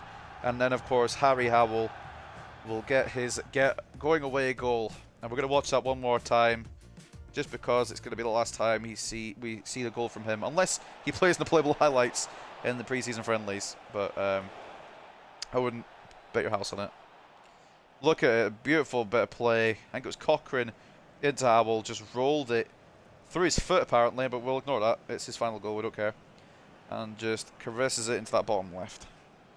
We've been too good for this league for a while now, and even without our main players, we still beat Blackburn 4-1, so that kind of just confirms it, really. 4-2, I apologise. He's got a late one, didn't he? 60-40 in terms of possession, 17 shots to 9, and 4.5 expected goals to 3.7. We do win. Maybe not in the cleanest fashion, but we do win. Man of the match goes to Luca Carpenter, a goal and an 8.5 for the Englishman. But then 3 of the 4 players that are going to be on their way out also got high ratings. Vicente Ojeda, assist and an 8.2. Harry Howell assisted 2 goals and bagged on his exit as well. His exit game, 8.2 for the Welsh Wizard. We're going to call him that one more time. I know Roberts is a Welsh Wizard, but I'll just give it one more time to Harry Howell. Ewan Galloway, a great game as well. Whether it's a send-off game, I'm still in doubt, honestly, because it was so good that I think I might keep him around. I don't know. He's not really Prem quality, but for a cup run, maybe. Carabao Cup, stuff like that, maybe he'll be a useful tool to have against some of the smaller teams. We'll see. I don't know yet. I'm not 100% on it. Jack Cocker with a goal and an assist as well. And then Jackson Barlow with a goal from right-hand side. Duncan, 7 shots, 5 saves, 2 conceded. It wasn't really a bad performance, although Contreras got the lowest. But I don't think he did that bad. Hello there. Alejo Valise getting the brace, 8.4. The assist coming from Harry Leonard, 7.8. And Dembasek with the assist and a 7.1.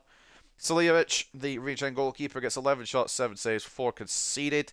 And that is how Blackburn looked overall. I'm just trying to check their ratings to see how they got to the Premier League in the first place, because Burnley's team surpasses this by far. So I don't really know what's happened there. But anyway, we'll get into the post-match interview, the final one of the season. And then we'll wrap up the season. West Brom lost. I've not checked the rest of the games. I think Burnley might have fucking snagged second, you know. Burnley might still have done it, even though we tried to push him back. Let's have a look at the table in a minute. But pre-match press conference, we're always confident to come out on top. Every single one of the lads commit to the job. It wasn't a great performance. I'm not going to give a negative answer on the final day, though, am I? We're going to go positive, and we're going to go into the Premier League, hopefully with our job still intact, but I wouldn't be surprised if the game's like, oh, just sack him. Attacking plays always a threat. Do you see how many goals he scored this year? I don't even know if Rodriguez is the top scorer, but if he is, he missed out 2 months and still got it. But I've risked the fact that my player might not be top scorer now because I didn't play him in the final game. Blast probably scored twice, apparently. It's fine. I'm not really arsed about the Golden Boot, ultimately. All I wanted was the title and a Premier League spot confirmed. And we absolutely smashed it, boys. We absolutely smashed it today. Big win over QPR. After going 2-1 down, we rallied and we did it. Got the celebration. A 3-0 win over Burnley as well.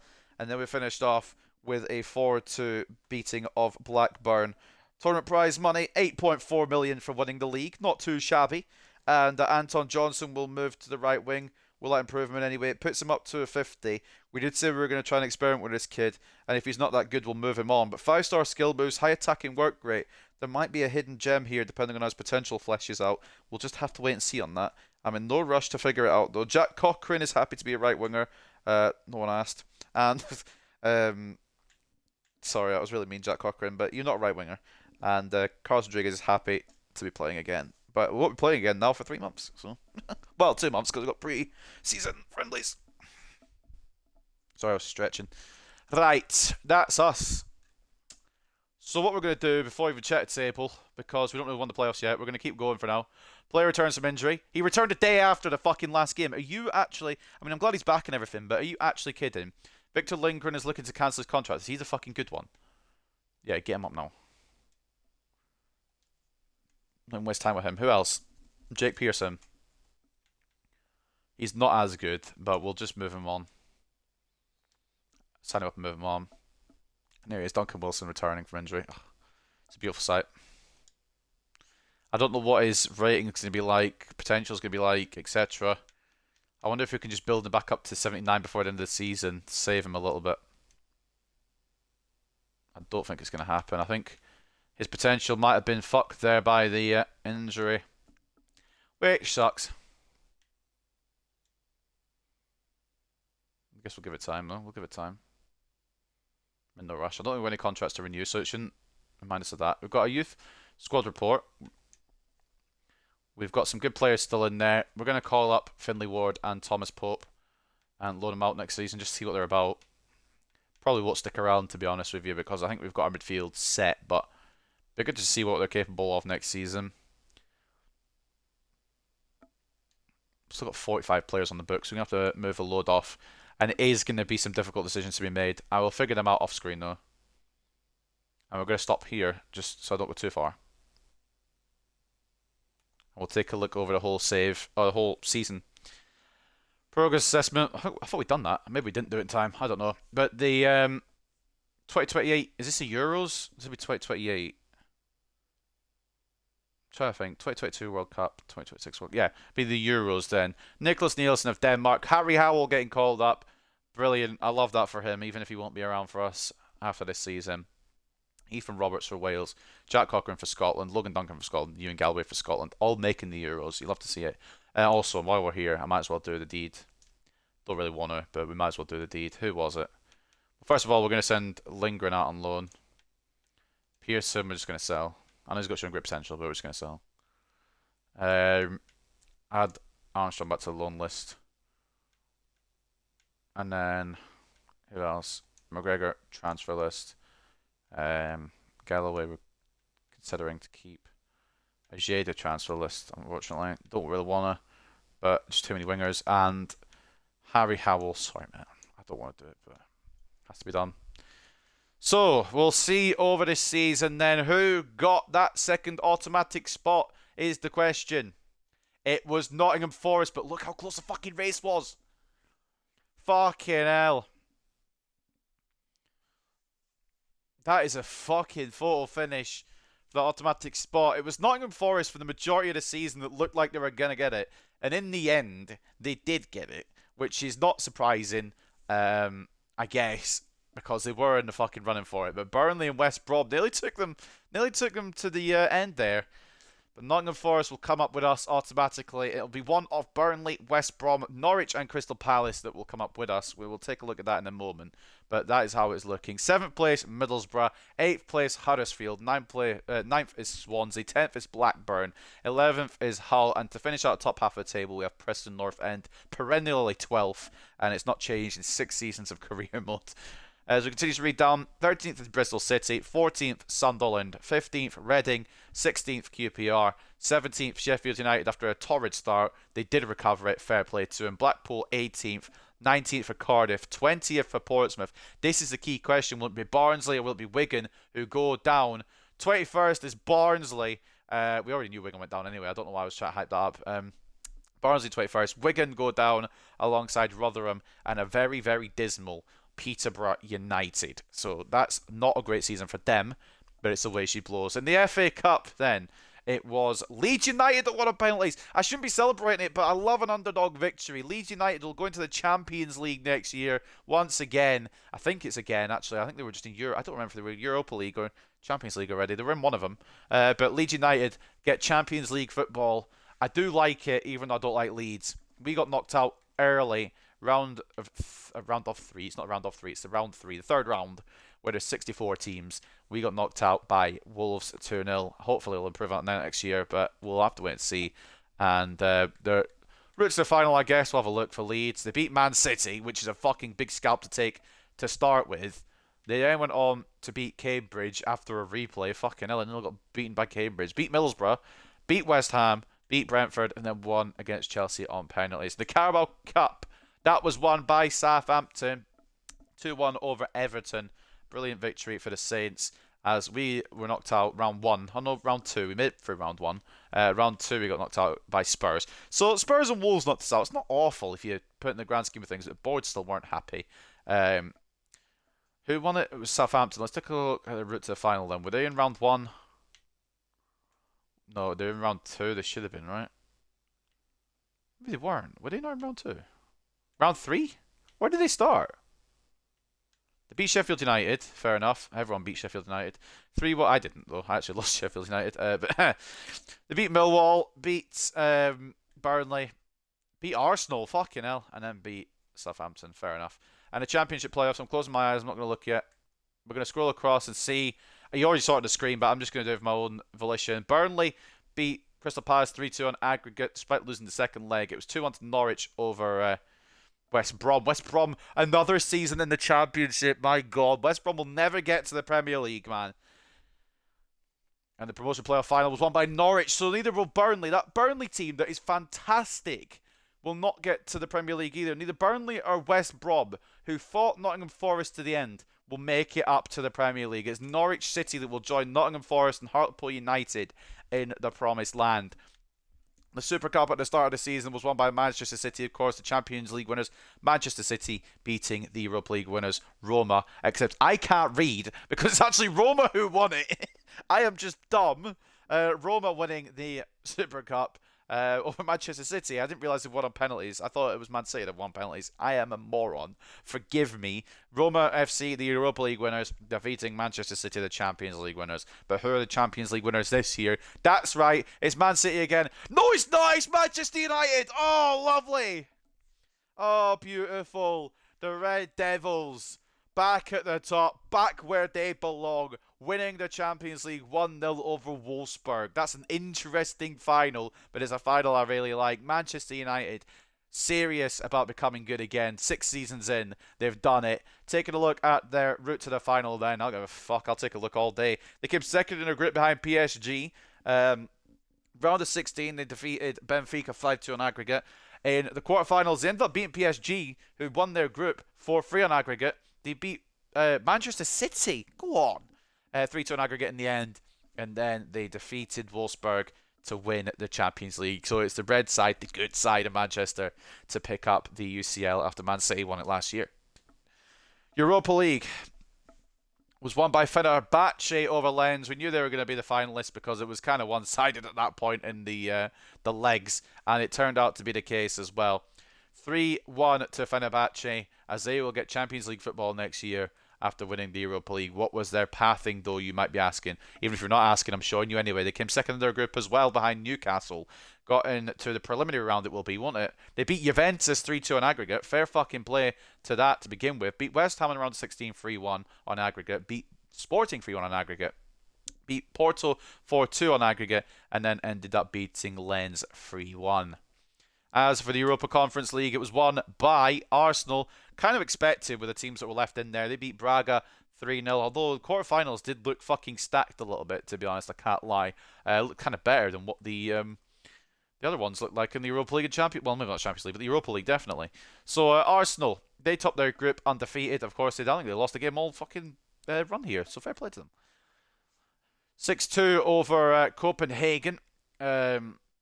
Was the aggregate scoreline in round of 16? Who was the other round of 16 teams? I'm kind of interested. Fucking hell, Botasani nearly took Napoli out. Interesting. They then beat Valencia 6-0 on aggregate in the quarters. 5-2 on aggregate over Rennes in the semis, and then beat Braga 3-0 in the final. Quite an easy run then for Arsenal. And then in Euros, that's how it looks so far. Italy and Germany winning their first group games, as are Portugal, Spain, England and Wales. Go on, Harry Howell. Belgium and Romania also winning too. So fair play to them. Looking at the other leagues then, this is going to be what takes the while, I'm afraid, ladies and gentlemen. If you don't care, click off now. If you do care, stick around and you'll get the full, in-depth, review of every league because I'm that fucking nosy. Alright, I'm that fucking nosy and it happens every season finale. So just a warning now, if you don't want to know about everything, then fair enough, I wouldn't blame you. It is a long one. It's a long-winded one, but I like looking through this, so you have to too if you're sticking around.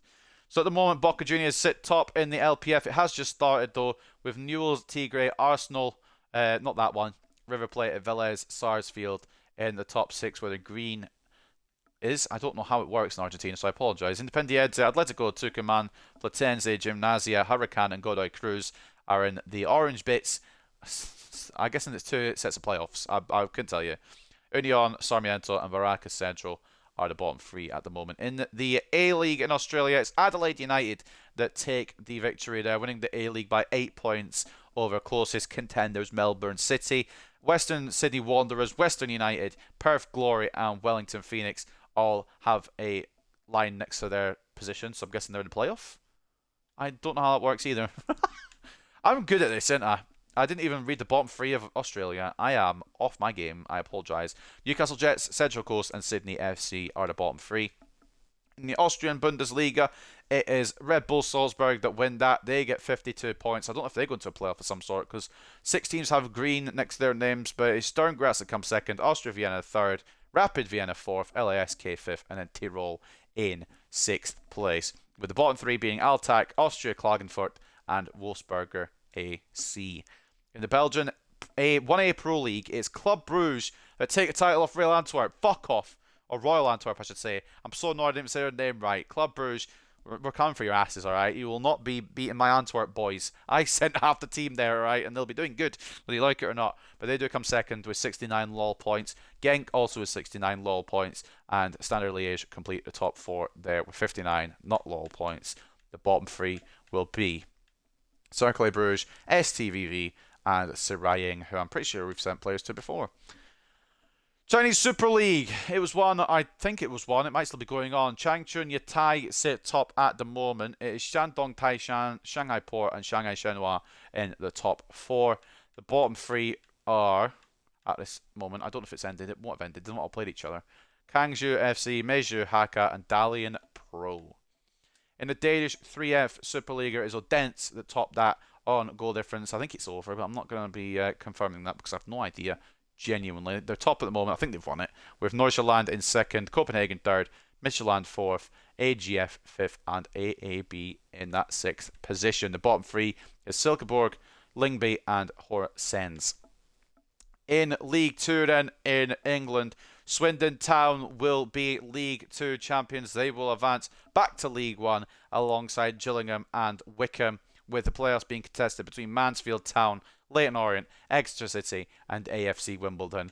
I just wonder where Bradford are, honestly. Sheffield Wednesday in League 2 didn't even make the fucking playoffs. Are you on crack? Sheffield Wednesday not only are in League 2, but didn't make the playoffs. Blood clot hell, that team has fallen. Although even worse, Bradford City would have nearly got relegated from the whole place. Harrogate Town and Rochdale are the teams that are in... Hold on a minute. They're in the... there would be the teams that go into the Conference League, the National League, sorry, but Rochdale came up to League 1 with us. What a fall from grace. There you go. You just can't trust anyone nowadays. League 1.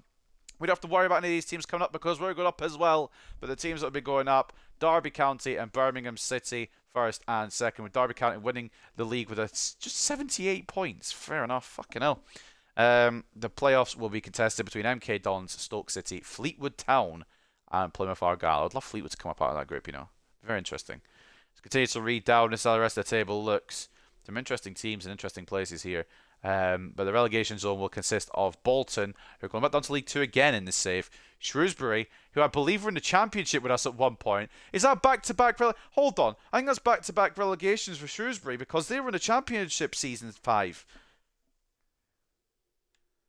Accrington go down as well. Charlton Athletic get relegated to League 2 again. But Shrewsbury, back-to-back relegations, you know. Premier League. This better be United. You know what? We were focusing on the Champions League. It's fine. It's not a big deal. It's not the end of the world. But anyway, Manchester City once again win the Premier League. I don't know how it'll be next year. Maybe it'll be a Hartlepool title rush. I'm joking. But Manchester City win the league. Spurs get second. Arsenal third. Manchester United in that fourth position. They'll get Champions League anyway because they won the bastard thing. With West Ham getting Europa League. Chelsea in sixth. Liverpool seventh. Leeds in eighth. But because of the FA Cup, they'll get Champions League as well. Does that mean Man United won't get Champions League? No, because they won the UCL. Will there be 5 English teams in it next year? I don't bloody know how the game will figure it out. But this is the rest of the Premier League table with the teams going down. The teams that will be avoiding to play next year, those will be Southampton, Watford, and Luton Town. So even though Southampton won the Carabao Cup, they will get relegated to the Championship. Watford and Luton as well going down alongside them. I've clicked the wrong button, so I'll have to scroll all the way down again. The more you know, ladies and gentlemen. Liga and Uber Eats was won by PSG. No shock there. 17 points clear of closest title contenders, if you can call them that at this point. Monaco, Marseille and Lyon are in the top 4, with Lille getting Europe as well in 5th. As you continue to read down the league, this is how the rest of it looks, with the relegated sides going to be Troyes, Angers, Metz and Amiens. The League of the Second, Stade Brestois will return to Ligue 1 with Ajaccio going up as well. Saint-Etienne and Paris FC, I believe, also get promoted. It'd be weird to see Paris and Paris in the same league. I don't know how it works in League 2, or League 2, I suppose, would be the correct termage. The bottom 3 in Ligue 2 is Grenoble Foot 38, Stade Lavallois, and SC Bastia. Bundesliga, it was won by Bayern Munich by a singular point. They're back on top. I believe it was Leipzig last year who won it. They win it this year, Bayern Munich. Dortmund in second on 71. Leverkusen, Wolfsburg, Frankfurt and Augsburg will all get some kind of continental European football in that top 6. Leipzig in 7th is interesting. And the relegated sides will be Arminia Bielefeld and Mainz. But Schalke will go into that relegation playoff. Who will they go into it against, you might be asking? They will go into it against Nuremberg, with Dusseldorf winning Bundesliga 2, going straight back up alongside Hamburg. And like we said, Schalke will go against Nuremberg in the relegation playoff. I don't know who'll win it, and we'll never find out. So there you go. Bottom 3 in Bundesliga 2. Paderborn will be in the relegation playoff, with Magdeburg and Sandhausen regaining their Division 3 status. And Paderborn will go up against Freiburg II. Not King, but the team, sorry. Should maybe make that clear. With Freiburg 2 getting that 3rd place spot. Victoria Köln win the league in the 3rd league of Germany, with Borussia Dortmund going up automatically as well. The rest of the table looks like this. I've got hiccups again coming along, with the bottom 3 being shown as 1860 Munich, FSV Zwickau and Kaiserslautern. I'm pretty sure we're in the relegation playoff in Season 5. I might be forgetting that. I might be wrong. Hero Indian Super League, you might be asking. Who won that? Mahan Bagan, who I'm pretty sure won it last year. 9 points clear at the top. I think that season's over. I think they have won it. Over Chennaiyin FC. FC Goa and Hyderabad will get continental football, with the bottom 3 being Bengaluru, Jamshedpur and Northeast United. Serie A then, another of the big 5 leagues. Roma win that by 3 points. They may have won the Super Cup as well, but they also won this. I was going to go with a negative there, but I thought they were in a final of something, but then I realised it was the Super Cup, and they won it. So a double technically for Roma as they win the Serie A. Juventus in 2nd, Inter 3rd, Milan 4th. They will all get Champions League. Fiorentina 5th, Sassuolo 6th. Monza having a good season. Any shockers in the bottom area, perhaps? Probably not, to be honest. Sampdoria, Venezia, and Pisa go down. Yeah, no shocks there. Pisa, pretty piss, to be honest, to go with their name. Going back up, though, Genoa, Cremonese will gain automatic promotion to Serie A. I believe playoffs are between Brescia even, Lecce, Empoli, Parma, Palermo, and Benevento. Don't ask me how it works. Wouldn't know, but they are all involved in potential promotion. As we go down here, Tanana, who have that mad striker, only came 12th, with the bottom 3 being Regina, Perugia, and Modena. In the Eredivisie, it is won by Ajax. They reclaim their crown at the top. Looks a bit different in real life, but in the game, they are champions again. AZ in 2nd, I believe they won it last year, with 20, and Feyenoord getting some kind of continental football. The bottom 3 in Holland was Cambuur, Go Ahead Eagles, which is a fucking sick name, by the way, and then Waalwijk. Elite Serien for Norway. Bear with me, guys. I'm going to take a drink of water first because my voice is going a bit. Give me a moment.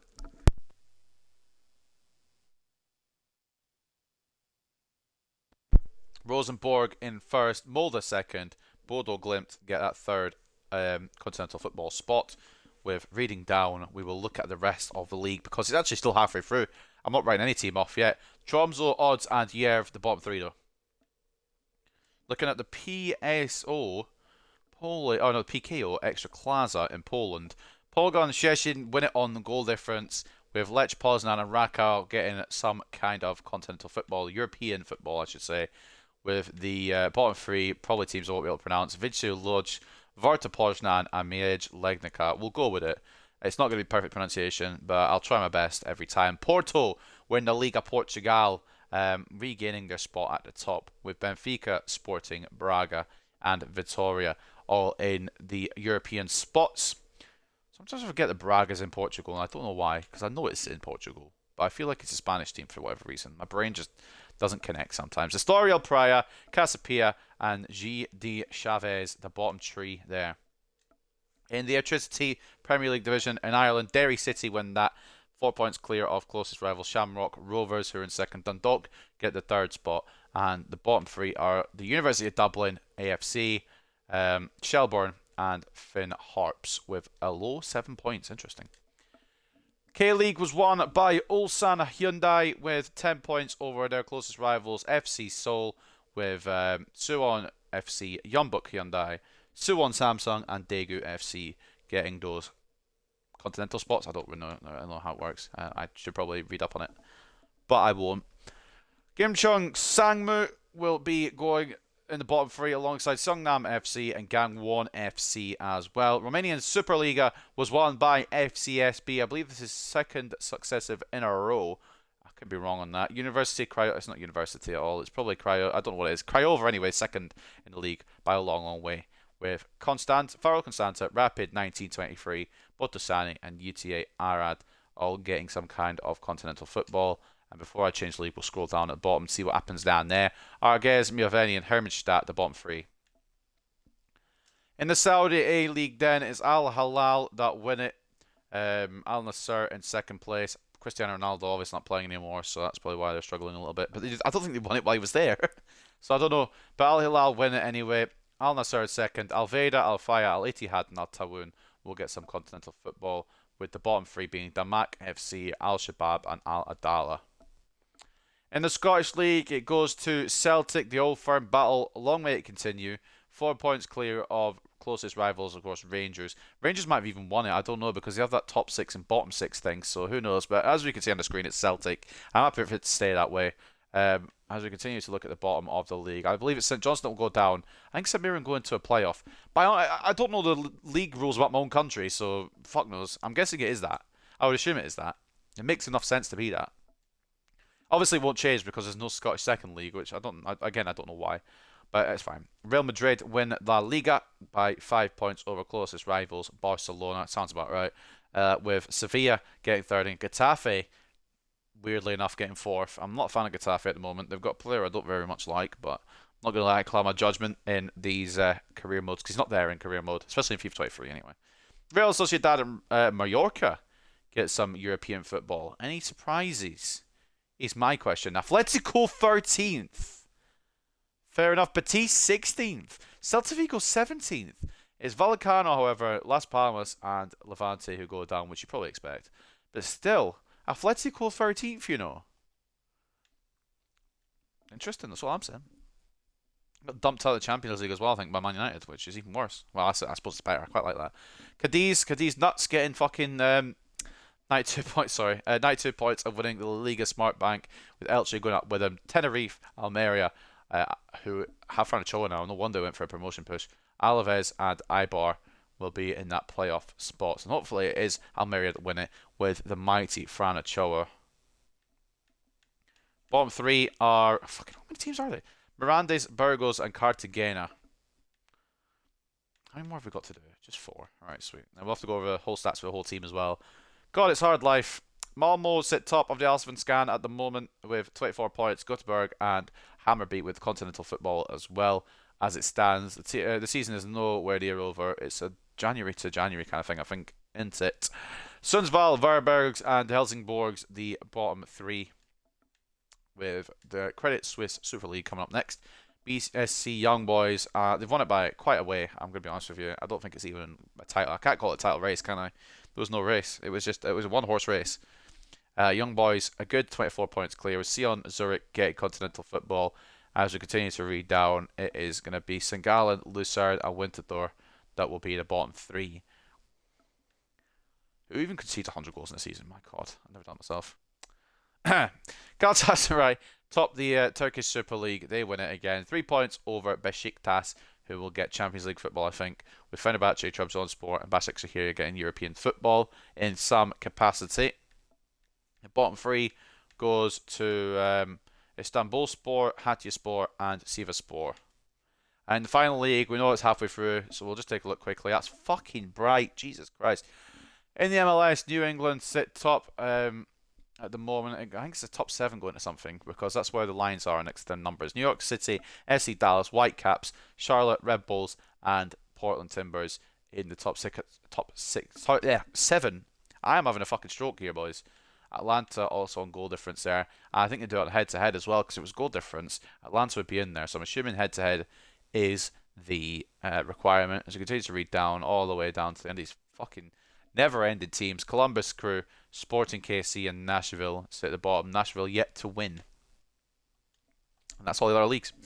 So, without any further ado, we'll take a look at the best stats in the league, I suppose, first. Top scorers, etc. So, top scorer goes to Carlos Rodriguez. He done it. He done it. Let's fucking go. Golden Boot Rodriguez overtakes Blas by beating Burnley and scoring twice over Burnley. Ironic that, and Ludovic Blas doesn't even get out of the championship, and neither does Cho. That's hilarious. But 28 for Blas, 27 for Blanchard, 26 for Simpson of Huddersfield Town, and 26 for Cho. Any other Hartlepool players involved? We'll read the top 5, and then any other Hartlepool players. Carpenter in there in 21st place on 14 goals. Should say as well before we go any further. It's unreal, really, how Rodriguez has done it, because he had 13 games less than his contenders, 10 games less than Blanchard, 12 games less than Simpson, and 13 games less than both Cho and Blas, and yet he still got top scorer. That just shows how much of a genius that man is. Blanchard, 29 assists, absolutely clear of anyone else, just laid him off on a plate for his strike partner usually, with Rodriguez getting 18, 15 for Carpenter, 14 for Roberts. The only non-Hartlepool player in the top 5 was Joel Perreault for Crystal Palace. He got 11. Palace will even go up, and he'll be leaving at the end of the season, so it's the way she blows, unfortunately. Any other assistants in here for Palace? For Hartlepool, I should say. Palace don't give a fuck about. They do have a few for Palace, but Malik Diop is the one I'm looking for there with 7 assists in 43 appearances. The top clean sheeter was Pacheco with 13 in 38. Second with Pence was Pence with West Bromwich Albion's 12 clean sheets there. Norwich's Mantella gets 12 as well in third place. Salijevic for Blackburn Rovers got 11. And then an unfamiliar name, because it's a Hartlepool name. You don't expect us to be in the clean sheet race. But Nicholas Nielsen grabbing 10 clean sheets in just 31 appearances. Not too shabby, Alonso there. Yellow cards, I don't think we're in there. Cochrane did have 2. Fair enough, Sorry about that. Moffat did have 1 as well somewhere, but that's fine. And the red cards, there's only 4 throughout the whole season, and one of them was Achille Blanchard, because I was just doing a dumb tackle. But we move, it's fine. Anyway, so let's take a look at the squad hub. Take a look at the stats and squad report, everything like that, and then we'll move on, I think. I think that's everything covered, unless I've forgotten anything. So take a look at the most appearances. It's joint between Malik Diop and Achille Blanchard. Malik Diop has become such an integral part of this team, but Achille Blanchard has hit different heights this year as well. It's been phenomenal. He's got to be a potential to be special next year if he still has a potential tag man, because he has been a whirlwind in this squad, and there'll be big offers for him, and there might be a big offer that I might not be able to turn down. We'll have to see what happens next year. Taking a look then at the goals, 38 for Rodriguez. He gets the top scorer award for Hartlepool United. Blanchard with 27, despite having 11 more games, is quite funny. It just shows how good fucking Carlos Rodriguez is, isn't it? 16 for Carpenter, who really had his breakout season, to be honest with you. A brilliant backup and a good replacement most of the time. There's a couple of awful misses, but most of the time was a good backup for Rodriguez throughout his injury as well. 11 for Maresca, who's phenomenal off the bench, so I don't know what we're going to do with him yet. 9 for Cochrane, 8 for Barlow, 7 for Wilson. He's back now, but I'm hoping he's not broken. 6 for Roberts. Howell has 4 in his final season for Hartlepool. Bishop with 3. Chavez with 2, Diop with 2, Ojeda with 2 as well in his swan song season, with 1 each for Rafael Gomez, Billy Bull, Joshua Pelletier, who I don't know what we're going to do with yet. We'll have to figure out something. He was only kind of a short-term replacement just while the Wilson injury was about, so we'll have to do something with him, I suppose. Most assists goes to Blanchard by a country mile. 29 goals set up for teammates by the Frenchman. 18 for Rodriguez, 16 for Carpenter. He was very consistent, 16 of each. You'll have to see it. 15 for Roberts, 7 for Malik Diop from CDM, by the way. 5 from Moffat off that left back spot. 5 for Maresca, 4 for Bishop, 4 for Cochrane, 3 each for Barlow, Wilson, Pelletier, and Howell. 2 each for Gomez and Ojeda, as well as Omar Hassan getting involved with 2 as well. Definitely deserves a couple minutes more game time next year. See what he can do. Felix Chavez with an assist as well. And that is all she wrote for that. We'll take a look then at the... I just kind of want to see what the value is now for some of these players. Rodriguez is worth 200 million. Fucking hell. Christ almighty. Before we go into the squad report, there is someone I want to check on. If someone didn't really want to sell, but he wanted to go, I want to see how he's doing for Almeria. He was 84 last time we saw him. Has he grown any more, do you reckon? Fran Ochoa. Up to an 84 still. And I think he's enjoyed himself in Spain. Even though he might not be in the La Liga. Wouldn't it be beautiful if Hartlepool and Almeria got promoted in the same season, and then both teams had good debuting season? Well, for us it's debuting season, but good seasons in their country's respective top league. That would be good. I'd like that. I think there's something to check before we go through the squad report, is there? Nothing I've missed. Also, how is it marking up? It's marked off my objectives. How is it still a critical thing? Game's a joke. Game's a prank. It's fine. Anyway, squad hub. We'll go through the squad report then, as per usual. From top to bottom, we will be detailing them. So, Louis Myers on loan at Vardamo. He's gone up 8 from a 56 to a 64. George Higgins, he was on loan at Parma. He's gone up 6 from a 68 to a 74. It might be easy to do it after this because it actually tells me the numbers. It will be. But I won't know the club loan sometimes. It's fine. We'll just say they're on loan. Logan Duncan gone up 1 from a 76 to a 77. Noah Armstrong gone up 8 from a 61 to a 69. He was out on loan at Ascoli, I believe. But we had to bring him back on an emergency basis because we had no goalkeepers. Because they were both out on international duty. Nicholas Nielsen gone up 4 from a 76 to an 80. Douglas Moffat gone up 3 from a 79 to an 82. Nemeni and Kosi out on loan at Venezia. If I know the club, I'll say it. If I don't, I won't. Gone up 1 from a 71 to a 72. Mario Orellana got up 2 from a 78 to an 80. Ezra Jennings gone up 6 from a 64 to a 70. I believe he was on loan at Cremonese, but I could be incorrect on that. Rafa Contreras gone up 2 from a 75 to a 77. Still very much a place in the club for this big man. Hopefully will continue to be a very good backup. He's been a very good backup this year. Ewan Galloway got up 1 from a 74 to a 75. Still undecided on him. We'll have to wait and see. Felix Chavez gone up 4 from a 75 to a 79. Almost an 80 as well. How close is he? Only a couple of weeks off. I think we'll go with that one actually because it gets the weak foot up a bit better. Ezra Lucas gone up 8 from 63 to a 71. He is out on loan, but I don't know where. I can't remember where even. Billy Bolt gone up 6 from a 76 to an 82. What a phenomenal signing he's been. I didn't know how much he would grow, but now I know, and he's been fucking phenomenal. Definitely an end-game centre-back, potentially. I can't say definitely then potentially, but you get what I mean. Prince Ibrahim got up 4 from a 70 to a 74. He was out on loan at Rayo Vallecano, who I believe got relegated. Oliver McGregor got up 1 from a 70 to a 73. I can't speak. Ruben Adams on loan at Celtic. He's gone up 2 from a 70 to a 72. Rafael Gomez has gone up 1 from a 77 to a 78. Omar Hassan has gone up 3 from a 73 to a 76. Malik Diop's gone up 3 from a 79 to an 82. Fernando Maresca has gone up 3 from a 78 to an 81. Jack Cochrane has gone up 1 from a 78 to a 79. Jasper Wheeler, who I was out on loan at MK Dons, he's gone up 3 from a 61 to a 65. Reece McGregor, who was out on loan at Real Betis, has gone up 2 from a 72 to a 74. Bobby Hobbs, who was out on loan at Atletico Madrid, has gone up 5 from a 74 to a 79. Fran Marino, who was also out on loan at Real Madrid, he's gone up 3 from a 76 to a 79. Teddy Austin, who was out on loan at Lazio, has gone up 3 from a 73 to a 76. I believe he's still going to be out on loan there, but I think they might call him back and move him on.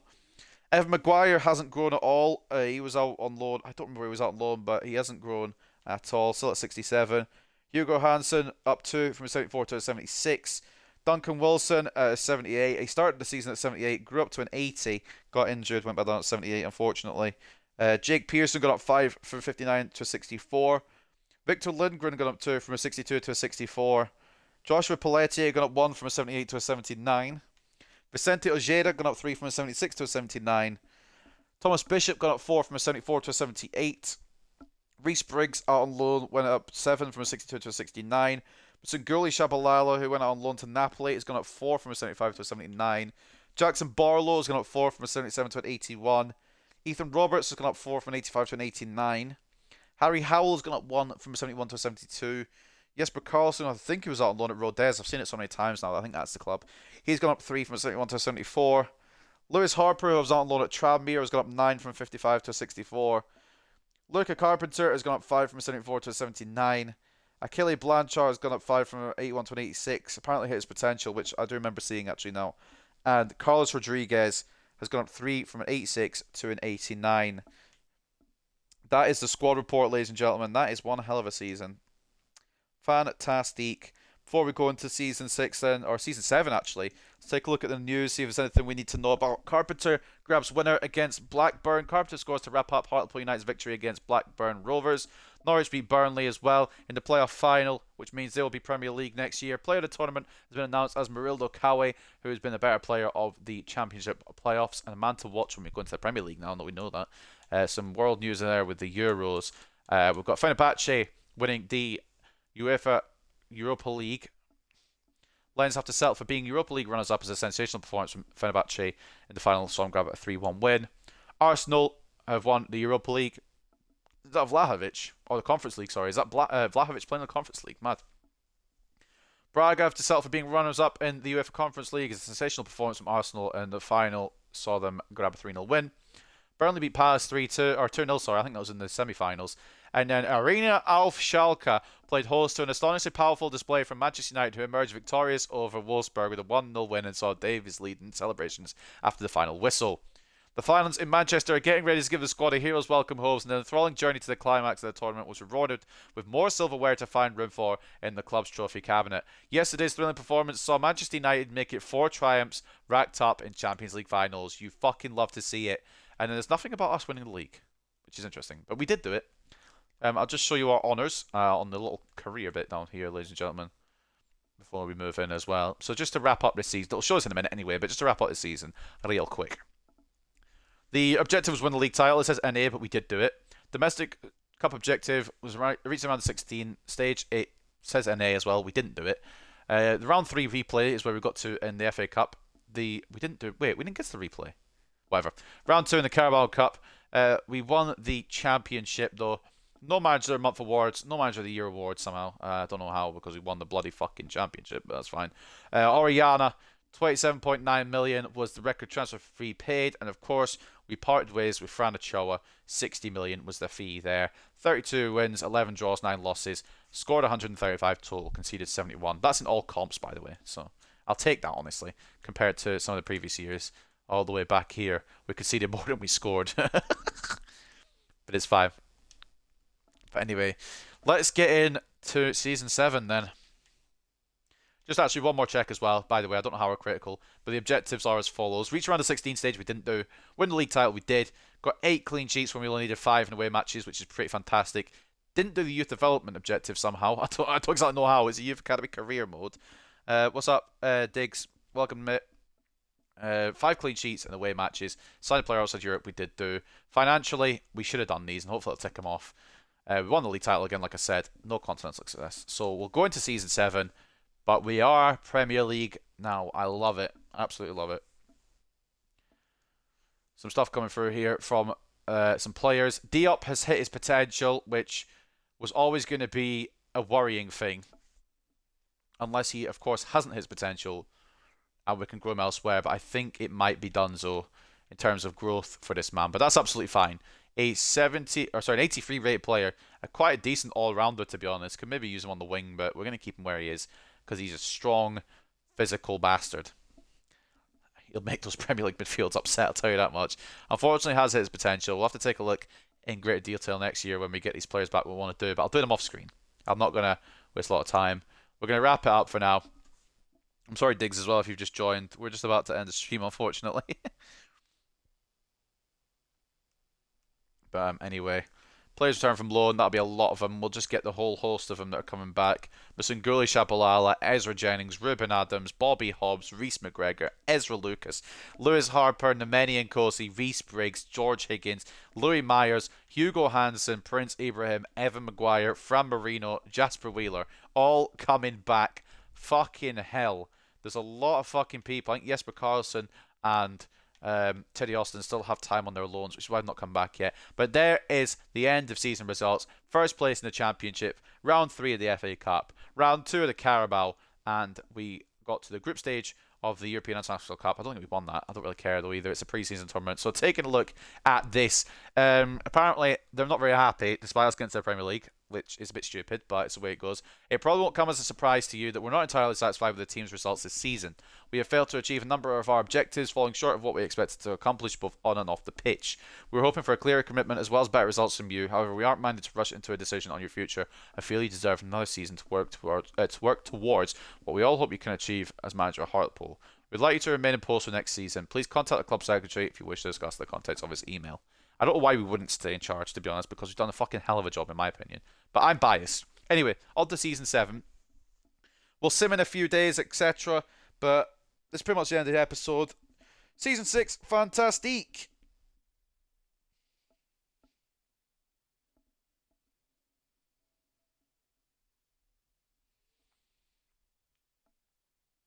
Very happy with that season. Because, of course, now we are in the Prem. Now, I think we can stay in it. I think we'll be able to make it so we don't get relegated. I think the team is good enough. But it really depends on what the boards say.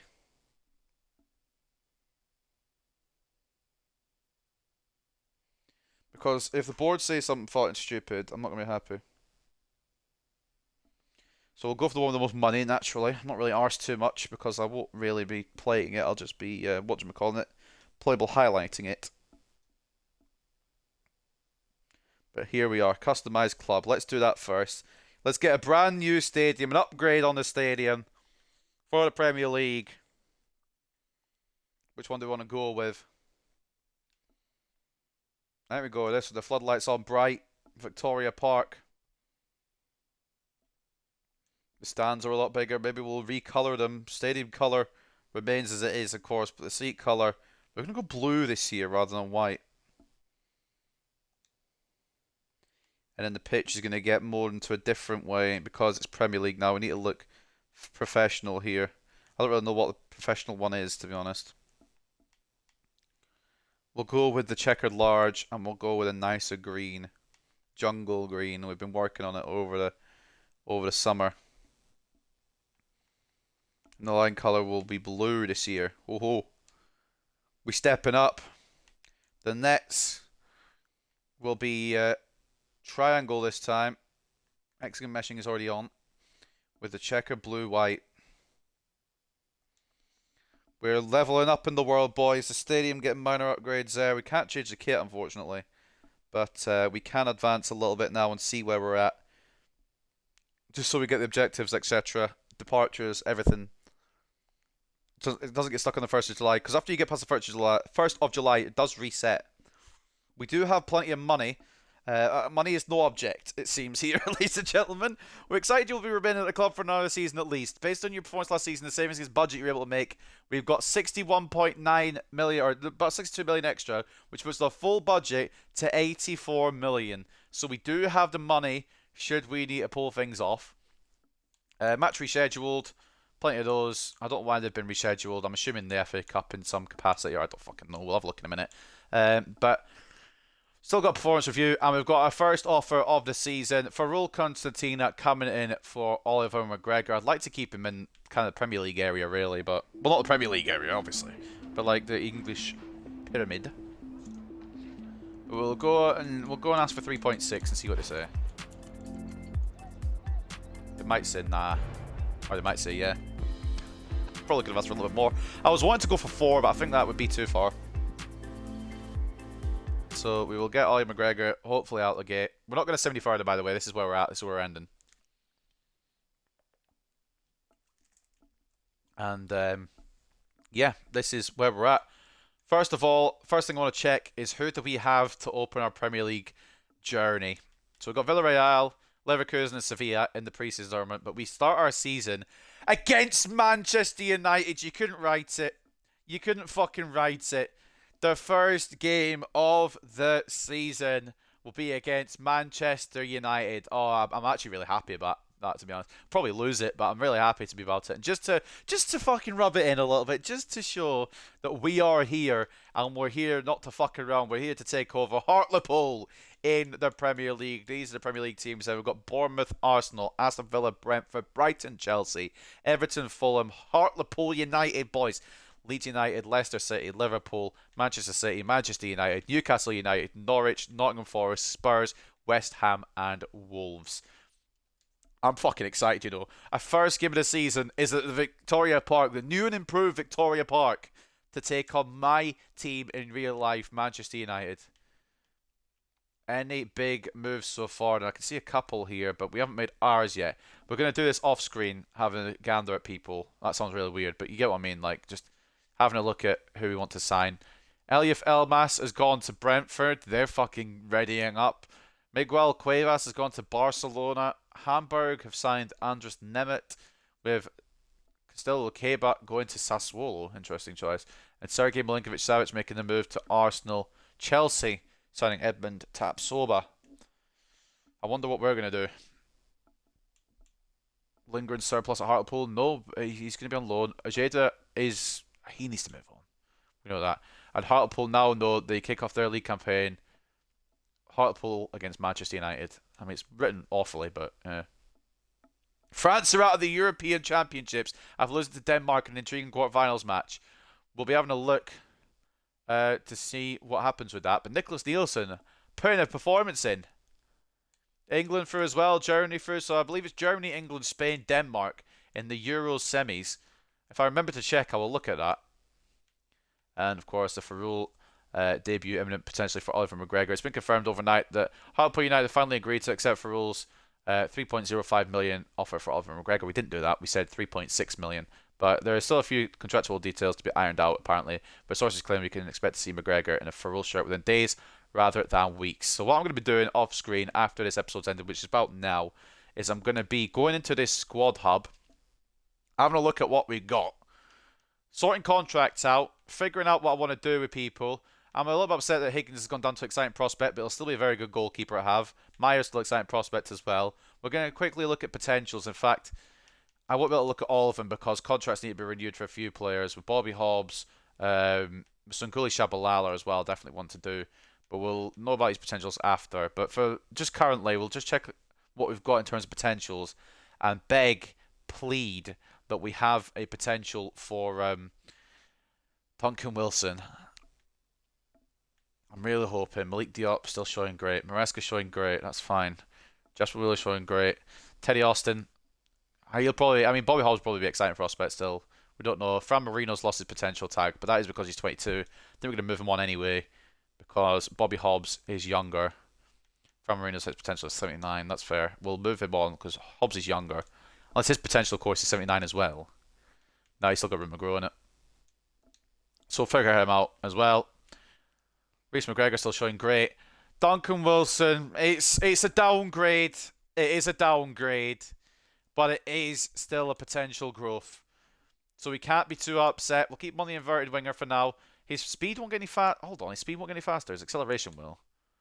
We'll have to go with support winger because his acceleration will, and we'll get the passing up. It's a bit of a hit, but I reckon we can make it work. Hugo Hansen as well. Probably have a potential tag. There's a few that probably will that transfer list or loan listed. Thomas Bishop showing great. Reece Briggs doesn't have a potential tag anymore, which is concerning. I don't know how much more we'll get at him, but we'll figure it out. Probably move him on, I think. Singoli we'll figure out soon. Jackson Barlow showing great. Roberts we don't know, but he already is the mid man, isn't he? 23 years of age now. Lewis Harper showing great. Luca Carpenter still potential to be special. Love to see it. Harry Howell will never know. Blanchard still an exciting prospect, but I don't know if his potential's gone up in any way. He has got a potential like of 87 now. So work on that, get the speed up a little bit. Carlos Rodriguez, still room to grow. He will hit into the 90 and probably burst through it. He'll just burst through the door and say, oi. But no, realistically, he will get through. And then a couple of players out on loan. It's not exactly news that I wanted for all of them, but it does mean that we can still grow Duncan Wilson, which is all that matters to me ultimately. And we can also bring back, potentially, I'm not going to, but just think we could. I won't. But we could bring back Savka Nezovic. But I won't do that. A, we don't have the money, and B, I don't want to. At least not at the moment. There's one person I would like to bring back, and he's still on the transfer list. We do have the ability now to bring anyone in we want, but I would like to keep the core of the squad as much as I can. Sutherland is now an 88, and Royal Antwerp will not sell him as he is too important to the club. So we couldn't get him this season anyway. Not that we were going to, because we don't really quite have the money or the pedigree. Now, before we go, the final thing, final Mente thing to check. The objectives. If this says Champions League football, I'm putting my fucking head and fist through a wall. So let's see what we got. Within 2 seasons, have at least 2 players from the Youth Academy assigned in the first season, play at least 30% of the games in the next season. That could be doable, depending on if we actually do the Youth Academy. Sign 1 young player, we'll do that, absolutely. Get 10 games without defeat this season, hopefully. Within 2 seasons, have at least 2 players from the Youth Academy signed in the first season, play at least 30% of the games in the next season. We know that one. Get 10 games, yeah, we know that as well. Financially, we didn't do it apparently, but I thought we had done. It's not the end of the world, I suppose, unless we get sacked, in which case it might be. And then make a 6.9 profit from youth player sales in 2 seasons. We did do that, but they don't want to write it down. Domestic success. Finish mid-table. You know what? That's acceptable. That's kind of what I'm thinking as well. I would like to push for a top 10, but I think mid-table's absolutely about right. Reach the quarterfinals in the FA Cup. That might be a bit more of a struggle. But depending on the draws, we might be able to do it. No continental success, of course, because we ain't in any continental competitions. But I like the look of it. I like how we're going. What's up, Demon Age? You've just come right at the end, mate. But we are done there for today. And we will be Premier League for next season. Next episode, next season. And I'm ready to go for it, honestly. The board want mid-table. I'm happy with trying to get mid-table. And the best thing, I think anyway, because I am biased, the best thing is that we as Hartlepool United kick off against the team that I support, Manchester United. It's going to be a good one, and I'm really excited to do that. I might even do that. I wasn't planning on doing one either Saturday or Sunday, but I might now, just because I play Man United first. I think I might have to do one on Saturday, because I want to see how that would go, see how we'd match up. Before we do go, though, let's have a little scout report on them. Let's just see what they've got. I'm just back from school, not on me, fair enough. But yeah, it's just finished. It'll go up on the channel anyway, so you can always watch it back. You can always see the success. Let's see what Man United have. I only just checked at the end of last season, but they might have signed people. They've got a fucking stacked squad is what they've got. I don't know who their starting keeper is. It's probably De Gea still, but Xavi Carrillo definitely coming through. Maybe poach him if they're not going to use him. They've got some fantastic talent. Hoyland there, like he is in real life. Just to clarify, the game did that. I didn't do that. Some very good players still about, and I'm concerned. They'll probably beat us, you know. I'm not expecting anything mad. They probably will beat us, but it's really interesting that the first game of the season is against the team I support. But I'm going to end it there. I'm going to work on the contract situation, the potential situation, and loans, transfers, and all that off screen, just so it's not boring. But who's Obed Vargas? Is that someone on their team? Hold on. It's a cool name now. I want to have a look. You've intrigued me. Obed's a cool name, to be fair. Obed Vargas. Oh, he's an actual player. Oh, yo. Yeah, he's at Man United. His contract's expiring, though. I'll ask him Wonder Kid. Fair enough. Man United know how to, do it. Like, they know how to pick up the Wonder Kids and ruin them. I mean, make them better. I'm really interested in seeing what some of these players' potentials are that have got contracts that need to renew, because you haven't seen Bobby Hobbs's yet. You haven't seen Musanguli Shabalalas. Those are the two main ones I'd like to see. And I want Bobby Hobbs to succeed because I want an Aussie to make it to the end. We've obviously got Thomas Bishop as well, but the midfield situation is a lot easier to figure out than the winger situation. We've got absolutely too many wingers. There'll be some offloading, some sales that will not be liked, but some sales that will have to be done. Unfortunately, we just don't have the facilities, especially on the wing. We have got 8 left wingers, so they'll be cleared out a bit. We've also got 4 right wingers. They'll be cleared out a bit as well. We've got 6 strikers, which will be cleared out a bit too. We've just got an overload everywhere. We've got 5 goalkeepers as well. But like I said, yeah, overload everywhere. So we'll be thinning out the squad, hopefully, with enough transfer deals to figure it out. And then we'll figure out development plans for each player. It's just come back off a loan as well. But I'll do it all off screen. But anyway, ladies and gents, that's going to wrap up the Season 6 finale. We ended good. We didn't end bad, and that's all I'm happy about. And ladies and gentlemen, we've got a big kick-off next episode for the opening of Season 7. Manchester United to open the Premier League season. I hope you guys have enjoyed. Enjoy your evening as well, Demon Aid. I hope you have a good evening, mate. I hope you all enjoy your evenings, enjoy your weekends when they come around, and I will see you next time, whenever I can, for the opening of Season 7. It's going to be a fucking good Premier League season. Peace.